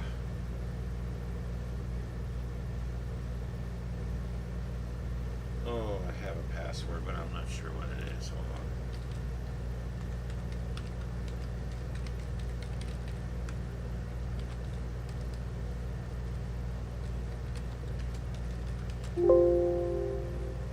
Oops. All right, and I'm going to put in my zip code here, and I'm going to hit go, and it queries it. You can go create an account here if you want. It doesn't cost anything. And then look at this. It pulls in everything about my town. I want you guys to see this. It just pulled in all the frequencies for my town, okay? Look at how many of them there are. Let me show you what's in here. Lee County Fire Dispatch,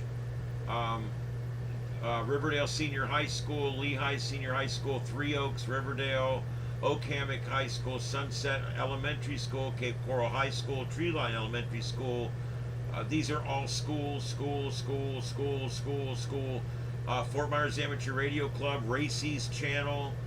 That's the local EOC channel. FMR, say Club Link. Those are all amateur radio. LCEC, that's my electric company. I can actually turn my radio over to channel 52 and listen to my electric guys out running trouble on the meters and stuff.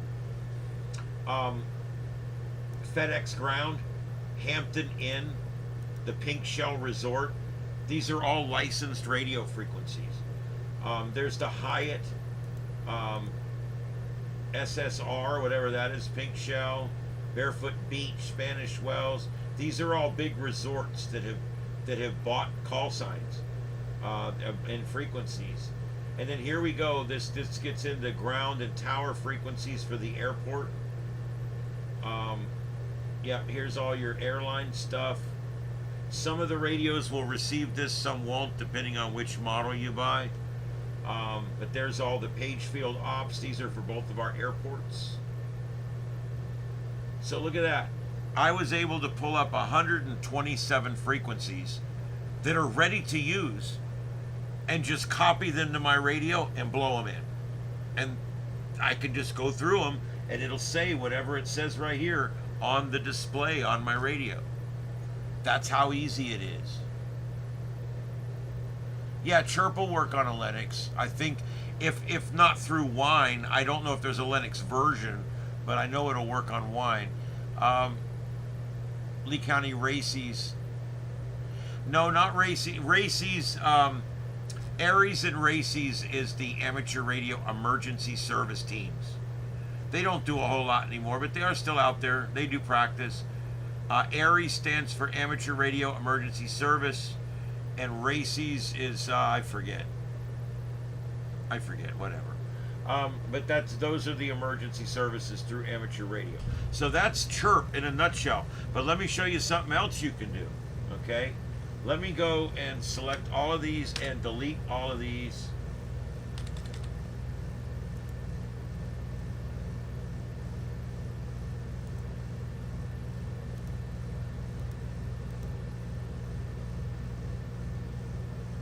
What the hell are you doing? All right, anyway, I'm not going to worry about deleting them. I'm just going to show you what I'm going to show you. All right, so you can go over here to File, and where's it at?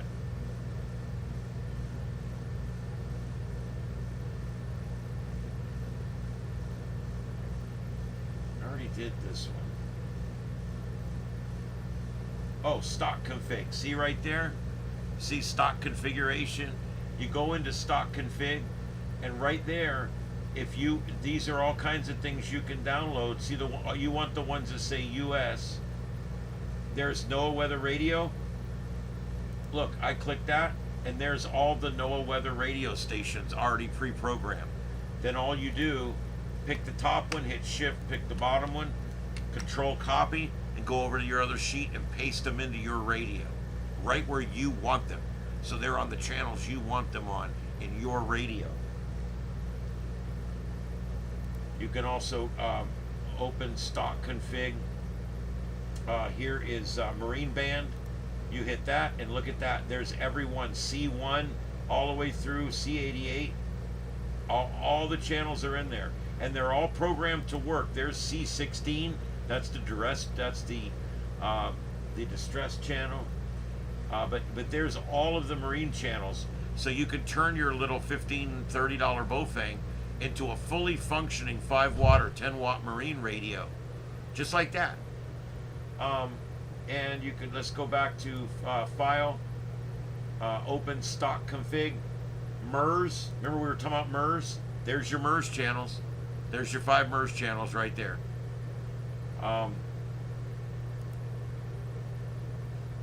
Open stock config, FRS and GMRS. There you go. There they are right there, already pre-configured.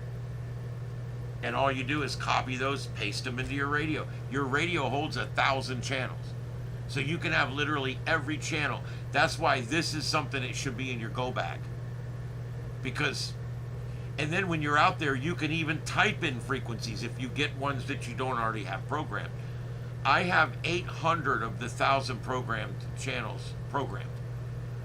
I've got Blairsville channels, Atlanta channels, I got Tampa stuff in there, I got all the stuff here, Naples, Fort Myers, I got the statewide SARNet, every single repeater, I got MERS, I got FRS, I got GMRS, I got everything you could ever imagine in there. And mine picks up aircraft, so I've got all the aircraft stuff in there. Yeah, some Walmarts use MERS, other Walmarts use FRS, and either way, you can program it all in your radio, and then you can go to Walmart and find them. And then every time you go to Walmart, you can wear a radio around listening to them. Say, I got you. Let's see, stock config. Let's do 1 or 2 more here. Stock config. Here's all the calling frequencies. Look at that, 6 meter, 2 meter, 220, 70 centimeter call. Those are the amateur radio calling frequencies. Those are like the channel you would go to get help or to find somebody. And then open stock config. You've got California Railroad channels, aviation frequencies, 60 meter channels, and then you got, these are all other countries, Germany, UK, there's the EU. These are their different channel sets.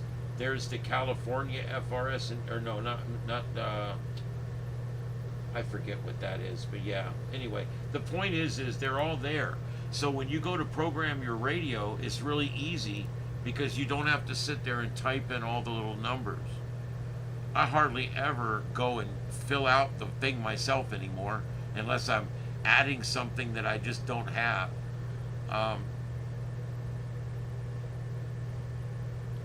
Yeah. So there you go. That's my quick little deal with Chirp right there. I hope you guys enjoyed that. But buy yourself. I'm a little bit of a freak. Here's my radio box. Yeah, I'm a bit of a freak.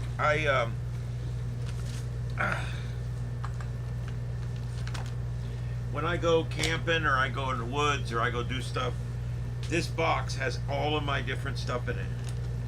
It's got my go-to radios in it. This one's a TYT 9800. They've got little ones like this, little UV82, and you can buy the extended battery for the UV82. There's all kinds of them. I got a bunch of them here that are small, like there's a UV5R. This one has the 220, also the 220 band, and there's a little K-Sun digital radio. I got so many radios here, dude, I don't even know what to do with them all. And there's a Quan Shang with a mini antenna on it, and I have a lot of these different antennas. This stuff's all relatively inexpensive. But what I would buy if I was you is I would just take and buy a standard UHF, VHF Baofeng radio. If you get one of the newer ones, if you want advice on it or you want to ask me anything about it, send me an email at my call sign KO4EFS. I'd be glad to help you to make sure that you get the right radio, because it's important that you end up getting the right radio for whatever your needs are. You may buy a radio that you want to go listen to aircraft, and aircraft are your thing. Well, not all these radios pick up aircraft, so you want to make sure that it receives aircraft frequency, okay? Anyway, that's my radio box. It's literally a box full of about 9 different working and about 5 different non-working radios. Hey, the Lone Silencer, what's up, man? Yeah, almost all these radios have a flashlight built in. Yeah, like our forestry service down here still uses VHF, and I have them programmed into mine. And when there's big fires, I can still listen to them going out there. Most police and fire are off of those radios. They're on the higher ones now. But that doesn't mean you shouldn't have it in your go box. Remember, Marine 16, you can get emergency service on that if you're anywhere near the coast. You can actually call U.S. Coast Guard. You can get on there and you can call a Mayday, even if you're not in a boat. You're allowed to violate any radio rules at all as long as a life is in danger. And you have to prove, it has to be pretty obvious, but as long as there's a life in danger, you can go on there onto a marine radio and make a distress call, even on land, because that's legal, because it's an emergency. It has to be a life and death emergency.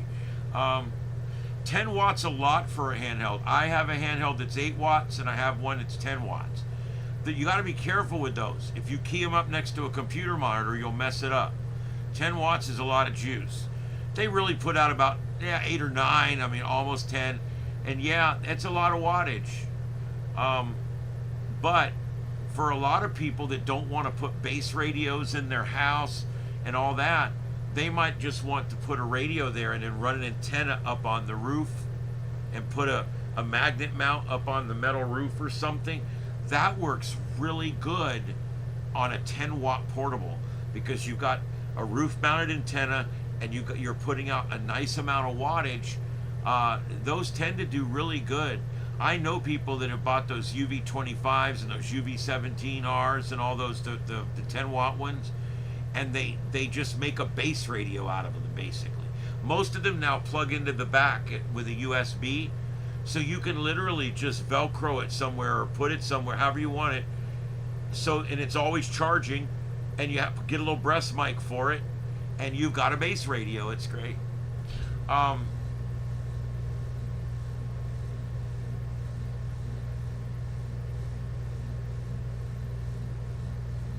Yeah, I assume you have VHF there, very high frequency. Yeah, when you get in the mountains too deeply, the trunking systems become very problematic.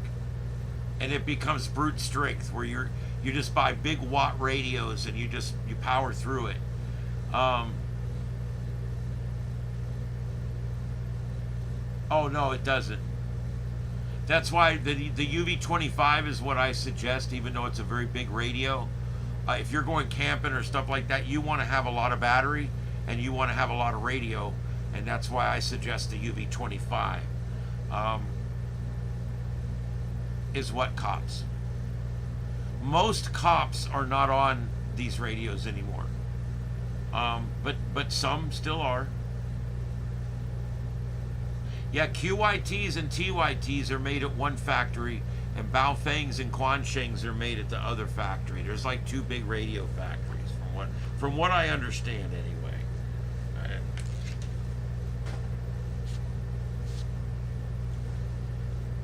I don't care. I like my cheap Chinese radios. I don't care. Besides, it's fun with your friends, and you're in Walmart someone's like, "Hey, I wonder what what the hell's going on," and you pull out your radio and say, "I don't know. Let's find out." uh, yeah. And here's the thing: as long as you don't hit the transmit button, every channel is legal. You're allowed to listen to everything. You can listen to scrambled military traffic on 350 megahertz. You can even find a way to descramble it and listen to it. It's still legal. The moment you press the transmit button, you have to be legal or you're illegal. It's that simple. If you're on FRS, you have to be talking on an actual FRS radio. You can program FRS into these and you can even use it on these, but technically to be legal, you can't. But everybody does. The GMRS radio, same thing. You program it in there, it works great. You're allowed to talk on GMRS as long as you get a GMRS license. $35, no test. I suggest everybody in here has a GMRS license. It's what all the preppers and survivalists are doing. Well, a lot of the encrypting is going away. There's been a big pushback by constitutionalists like myself that believe that law enforcement should not be allowed to scramble their radio traffic, and that their transparency is more important than any other consideration. And so a lot of places like LA went completely encrypted, and within 2 years there was enough of an uproar that they got it back. Now we just encrypted here, and our sheriff here is into secrecy. He won't even speak to the media. It's been over a year since he's even done an open interview with the media. And he just doesn't feel like he has to answer to people. But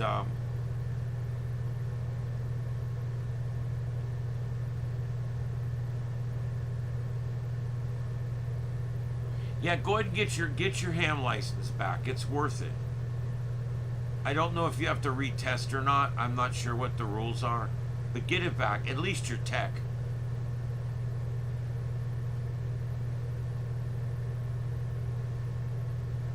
Oh, okay, Deploribus. Those are nice radios. Yeah, there's 3 kinds of radios. There's a radio that has the mic, and the controls are on the front. And then there's a second kind of radio, which is a split radio, where you've got the big part that goes under the seat and just a little control part that goes up on your dashboard with the mic. And then there's a third kind of radio where you basically, the mic has a bunch of controls on it, and the radio controls are the mic. There is no actual other part. The other part's under the seat. And my suggestion is be careful if you're going to go to a 2-piece radio or a mic control radio. Where's your speaker? Always important. Spend the $25, get you a nice speaker and put it up behind your head and plug it in underneath the seat to the controller box. And that way you'll be able to hear things. If the mic has the speaker in it, you're not going to be happy with the quality. I can tell you that right now. And if the speaker is in the big part of the radio, that's going to be under your seat. You're not going to be happy with the sound quality on that either. There's even some of the radios that will allow you to use both speakers at the same time. You're not going to be happy with that either. If you're going to mount a radio in your vehicle, mount the thing to where the speaker on the radio is in a good spot for you to hear the speaker on the radio, or mount an extension speaker. And I suggest you mount that above your seatbelt, right here, above your head, right above your seatbelt receiver right there. There's just enough room there to mount a speaker in most cars. If you mount it there, then when you turn your radio on, even if you have passengers in the car, you can turn it down and listen to both things at the same time, and it doesn't disturb your passengers. We went and mounted Motorola speakers behind every seatbelt rack in both sides of every truck. It was something I started doing when I got there because I couldn't hear the radio that well. They had the radios under the dashboards, and in a big 1969 tanker, and I'm driving down the road. I can't hear a damn thing on that radio. And then I pull up with the lights on and everything, and they're like, we canceled you 5 minutes ago. And I'm like, well, I can't hear the damn radio when I'm in fifth gear. So we started mounting speakers right behind the seatbelts thing and ran the wire down the beat post and into the radio. And man, it works great. All right. Enough of radios. Let's get on to something else. I'm surprised I've kept as many people as I have.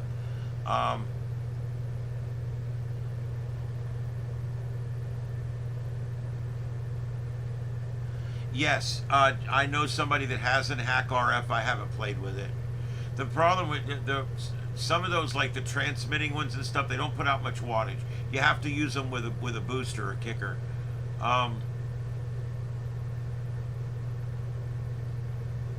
Yeah, I don't like that we can't hear the police either. I think that's ridiculous, and we're fighting it here too.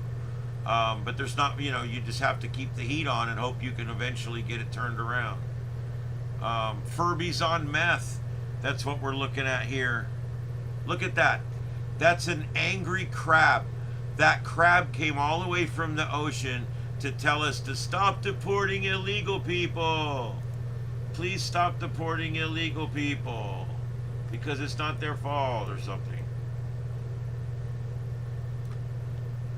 Stop deporting illegal people. I'm a crab. Crab people. Crab people.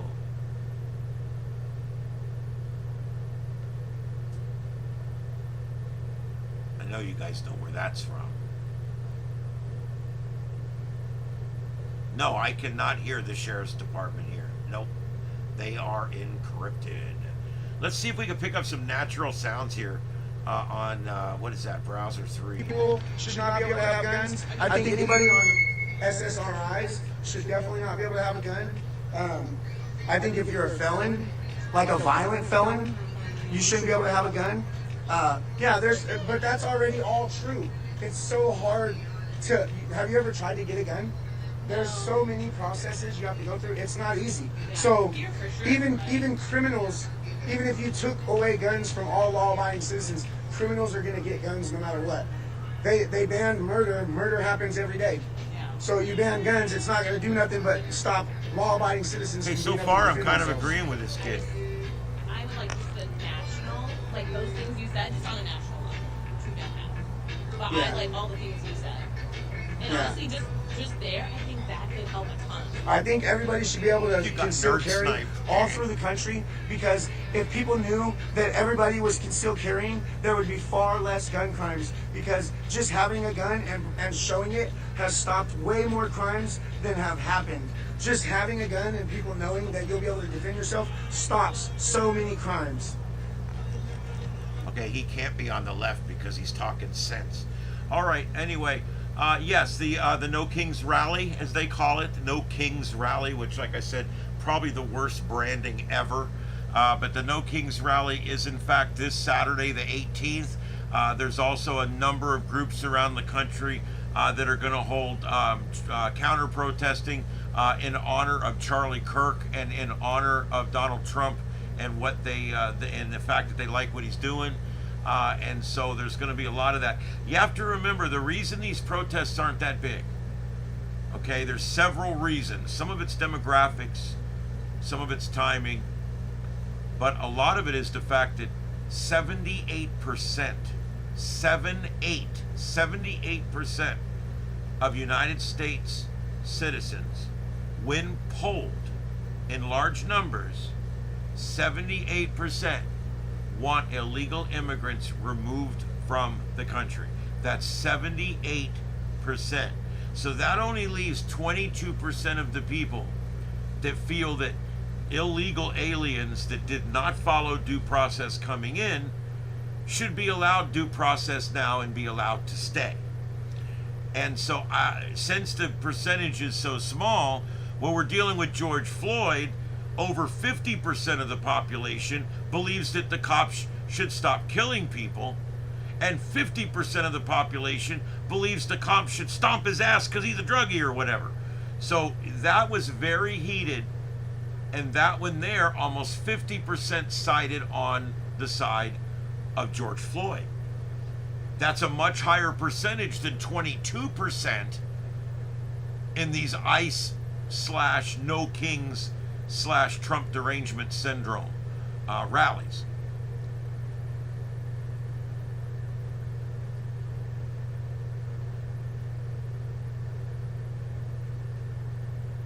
Yeah, we have concealed and open constitutional carry in Florida. Everyone here that's not a felon can carry a gun. Of age, of course.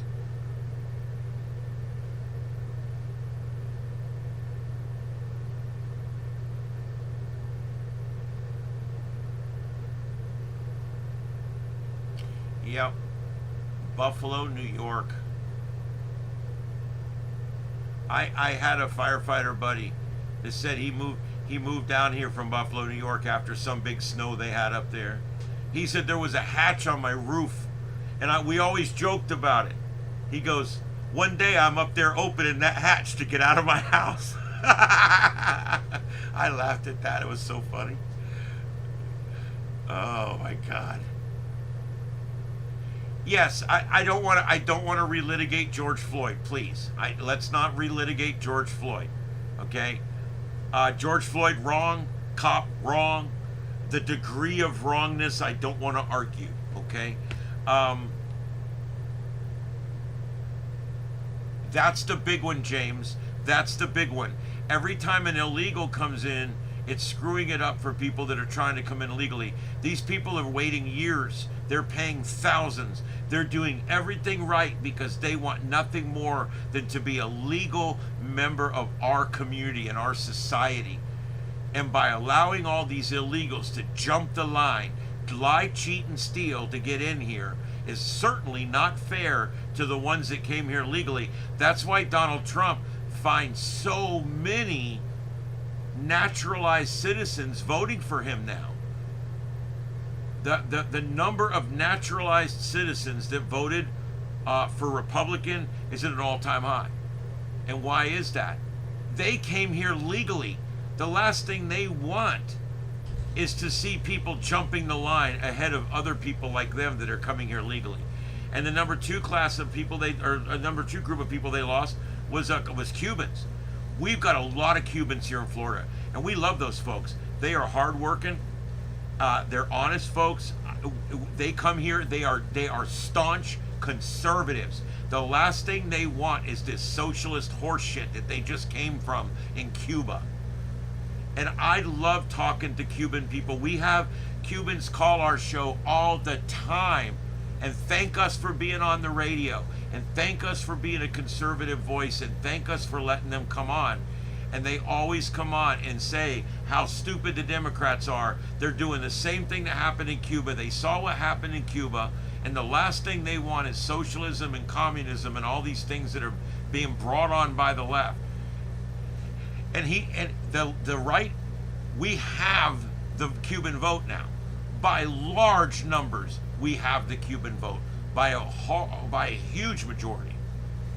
And even Mexicans and even South Americans that are here legally voting for Trump now because they're sick of people busting in line. So yeah, you're absolutely right.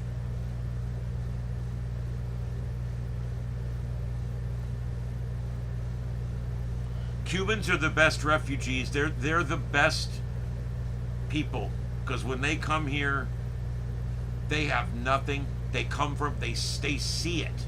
They came from it.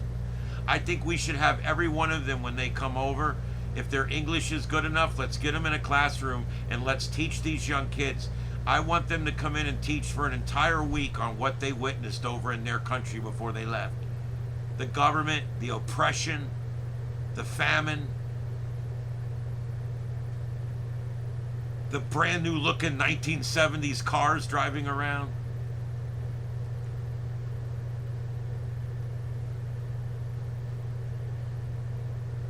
That's where the left really miscalculated. They figured that all immigrants would like them to be light on illegal immigration, and that is just not the case. The legal immigrants don't want illegal immigration, period. It makes sense. And that's another big miscalculation that they had, absolutely.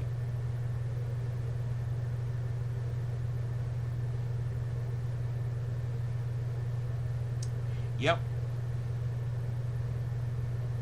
Yep, no, that's true. It's very true. All right, there's not a whole lot else going on tonight. I'm not going to stay on too much longer. I've already done my 2 hours for God and Country. Let's see what else is going on here. I want to take a quick look at one thing real quick before I let you guys go and see if it's worth bringing your attention to or not, because I haven't even had a chance to look at it.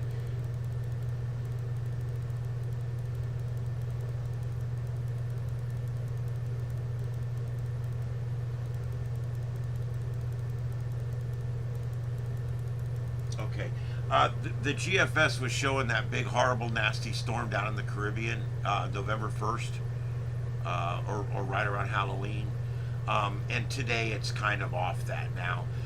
But it still is showing a lot of instability and a lot of low pressure down there in the Caribbean as we get into 25th, 27th, 28th of October. So there is a small window there where something could form in the Caribbean. However, it's looking likely that it won't be a Gulf storm. It might go north. So we'll have to see.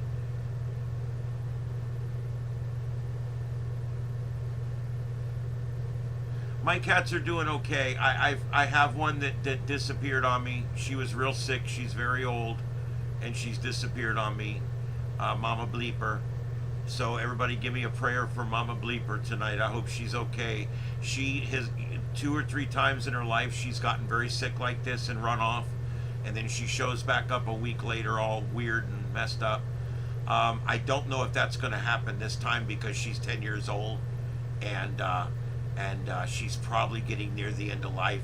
She was an inbred cat that's been very sick 2 or 3 times. I've nursed her back to health 2 or 3 times. Her fur turned from black to white one time after an illness. So, I mean, she's a cat that's really messed up. And she got a really bad sinus infection and then took off on me. So she probably went off to die.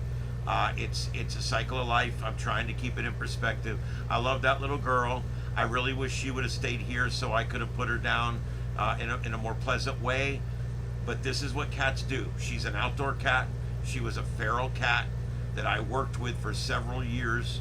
And finally she had a litter of kittens, brought her kittens to me to help her take care of, and then I was able to get her fixed, and then she's lived with me for years now. So anyway, I hope she's either okay or I hope that she's passed on. Either way, I hope it went okay, and I'd like to get her back if she's still out there. So I go out and call her 2-3 times a day. I go walk around the house and call her. I have a very strange thing about cats. They go off to die, they don't die, they come back. I had a cat that was 16 years old. His name was D. He was my big man. He was just this big, he looked like a turkey, he was so big. And he got kind of sick, and his lungs filled up, and he got a little sick. And we were monitoring him, and then all of a sudden he's gone. We can't find him. Mostly an indoor cat, but does go out during the day. We lost him, couldn't find him. And we wrote him off. I wrote him off. I told everybody my cat that I had for 16 years is passed. He's dead. He's gone. And I'm sitting here one morning out here working on something on YouTube, and I look over at the camera, and he's sitting outside the door. And he was very thin and everything. And I nursed him back to health and got about 18 more months out of him, and then had to go put him down. But he did have some quality of life at the end. So just 3 weeks ago, Miss Shadow Lynn, my big black cat, started getting snotty and not feeling well, and then she disappeared 5 days. I called Carlotta. I said, I think your cat's dead. I don't see her. She's not coming around.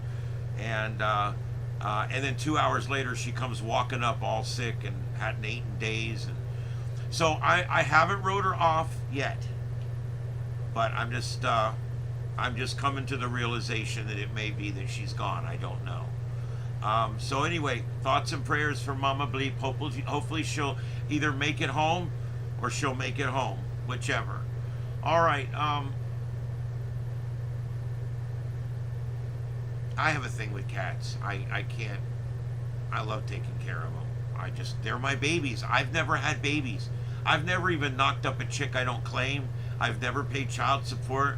I've never had babies. But I've taken care of cats. I love cats. They're my babies. You know, I hate the sound like they're my fur babies and all that, but you know what, dude? We all have to take care. If you've got a heart, you've got to take care of something. That's kind of something. It's a human thing. And I love my cats, and I love taking care of them.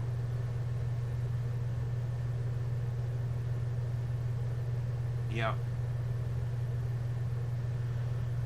Oh, I hope she's okay. We'll just have to leave it there.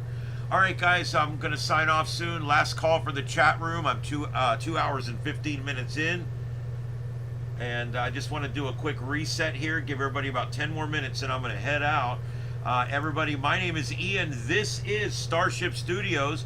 We are broadcasting tonight not only on our primary channel, Starship Adventures, but we're also broadcasting. I just moved this computer over here today. That's why the studio is such a mess. We're also broadcasting, simulcasting my audio and video along with 8 different videos over on the Linux machine on Starship After Dark. So you guys can check that out. There's, oh, that ain't gonna work. Hold on. Oh, I'll put the link up for you. There it is.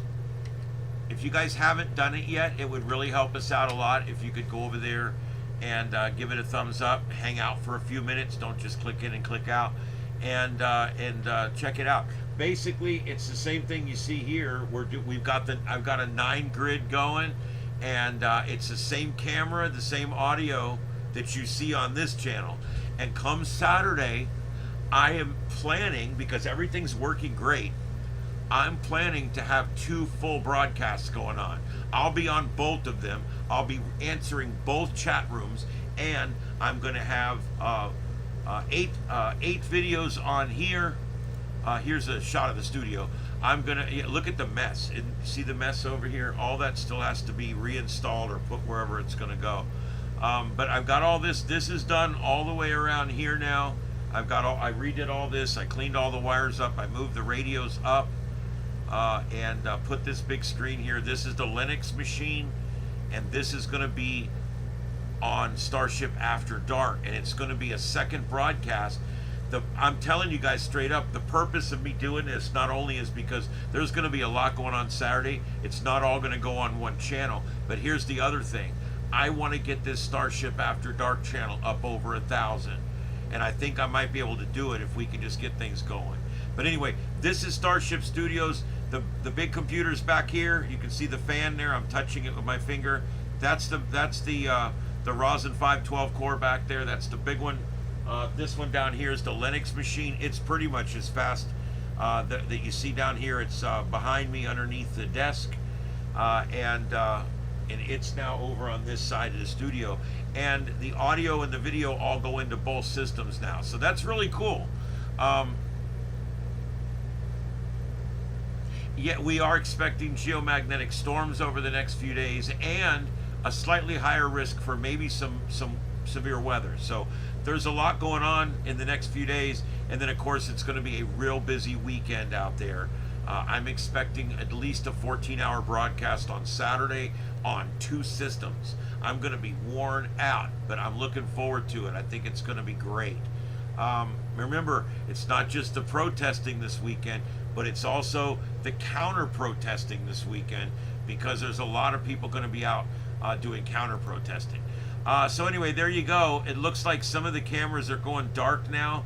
I think the cartoon characters that showed up for today's protest. Guys, what is that? 100 people showed up for the protest today, and 42 of them were wearing those big blow-up costumes. Is anybody taking this seriously now? Seriously? Seriously, you guys? Okay. All right. Well, all right. Let me check the chat room. Anything else come in? Yeah, it will.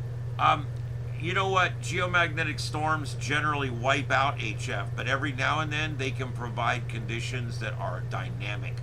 I heard for years, I can't wait till the top of the solar cycle. I can't wait till the top of the solar cycle. We get to the top of the solar cycle, I don't really notice a difference. I don't think it's a big deal, but it's not that big a deal.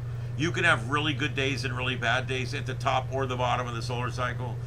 I just think it's crazy at the top, like where we're at right now. And every now and then you can get something that comes in that'll open up part of the world for you that you've never spoke to before. And that's it, Sludgeon. Why should we take...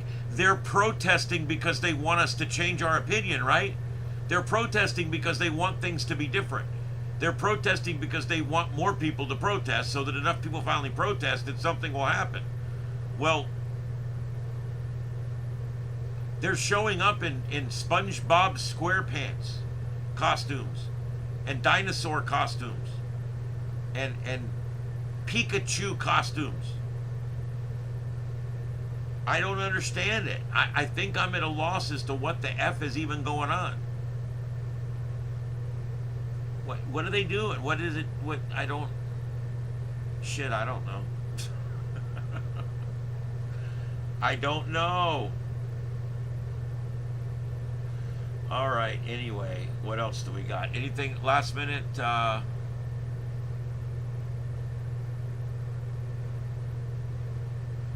Yep.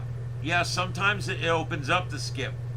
But a lot of times when the geomagnetic field gets all disturbed and you start getting a higher solar flux up around 3, 4, 5, 6, it just gets a K index, I'm sorry. It gets really hard. You know, it just, because if it's smooth as glass, it reflects really easy. If it's like this, when the wave gets there, it just doesn't do as well. And that's kind of what we're dealing with that whole thing. The costumes are propaganda. Maybe that's what it is. They're protesting protests.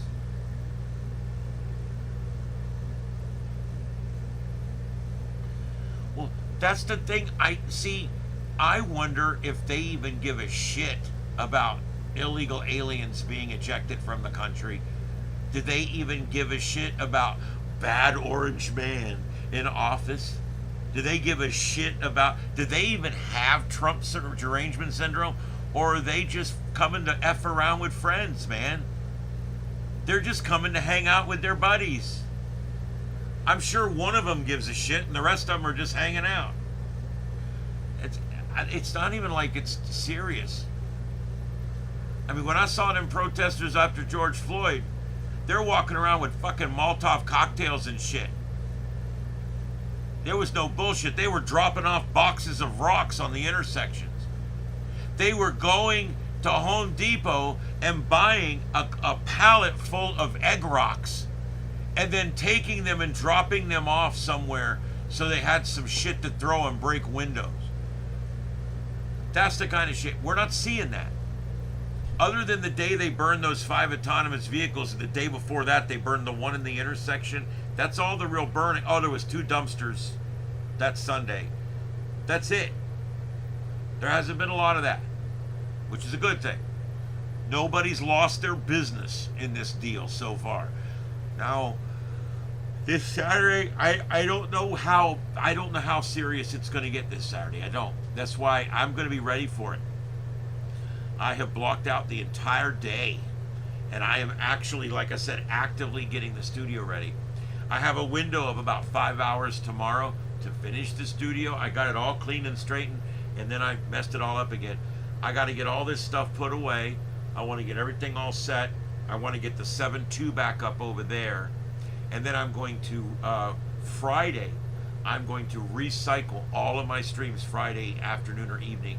I'm going to recycle all the streams so that, or maybe I'll do it Saturday morning early, so that way everything is fresh.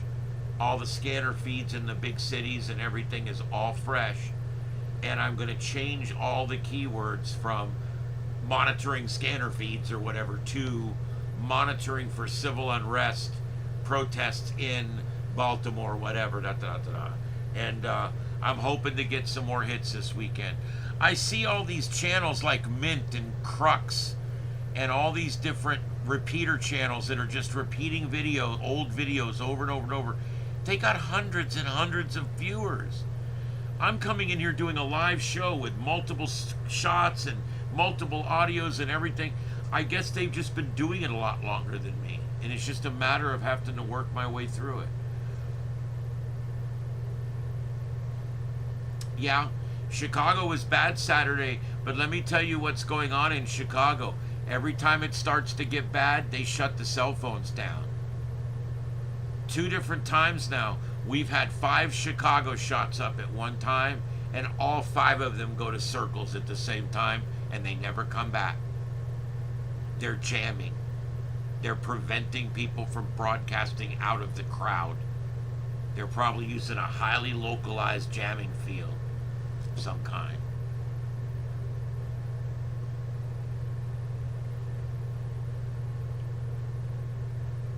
All right, well, good night, everybody. Did I get a new microphone? No, I moved the microphone up here. In the next few nights, you'll notice a difference in my microphone. I've got a new processing program we're going to be getting installed in here in the next couple days. By the weekend, you won't hear the air conditioner anymore. It'll be gone. It'll literally be gone. It's going to be optimized for voice only, and you won't hear the air conditioner or any of the other noises or anything. No, that's exactly what's going on, Deploribus. They don't want, because if the anarchists see that there's 2,000 people gathered, they'll get up and go get their shit on and go.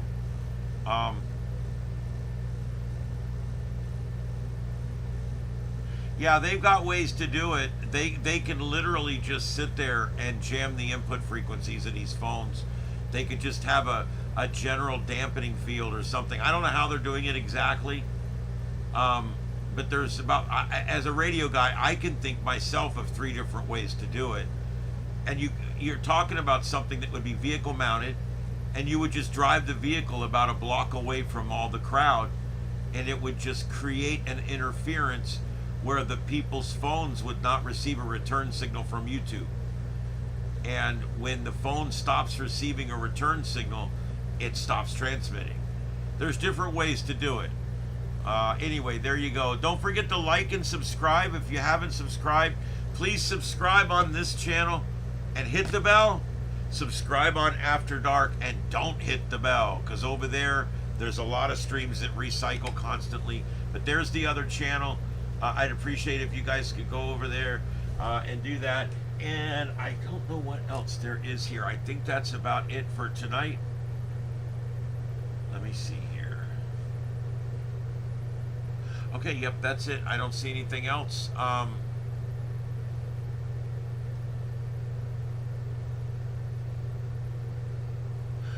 right, guys. If there's nothing else, I'm gonna let you guys go. All right, everybody. Live, coming to you live from North Fort Myers, Florida. That's Southwest Florida, down here where Hurricane Ian struck directly. Coming to you live from down here every Saturday, every night. I'm so tired. I'm promoting old shows I used to do. Jesus God. All right, let me try this again. This is the Sights and Sounds of Earth on Starship Adventures. My camera just locked up. I cannot believe that. My camera just locked up. It did that the other day too. I don't know what the hell. Hold on just one second. I was literally like signing off. It's like, should I just sign off with a big goofy look on my face, or should I turn the camera back on just so I can sign back off again? Well, there we go. Anyway, all right, guys, live from Starship Adventures, Starship Studios in Southwest Florida. This has been the Sights and Sounds of Earth presentation for this Wednesday night. We're going to be on every night this week with a special long-form presentation on Saturday. So please watch for that. And make sure you like and subscribe and do all that good stuff. You guys know what to do. And we'll see you back here tomorrow night at 9 p.m. for the Sights and Sounds of Earth. This is Starship Studios. We'll see you guys later. My name's Ian. Have a good night, everybody, and a safe tomorrow. 7 threes.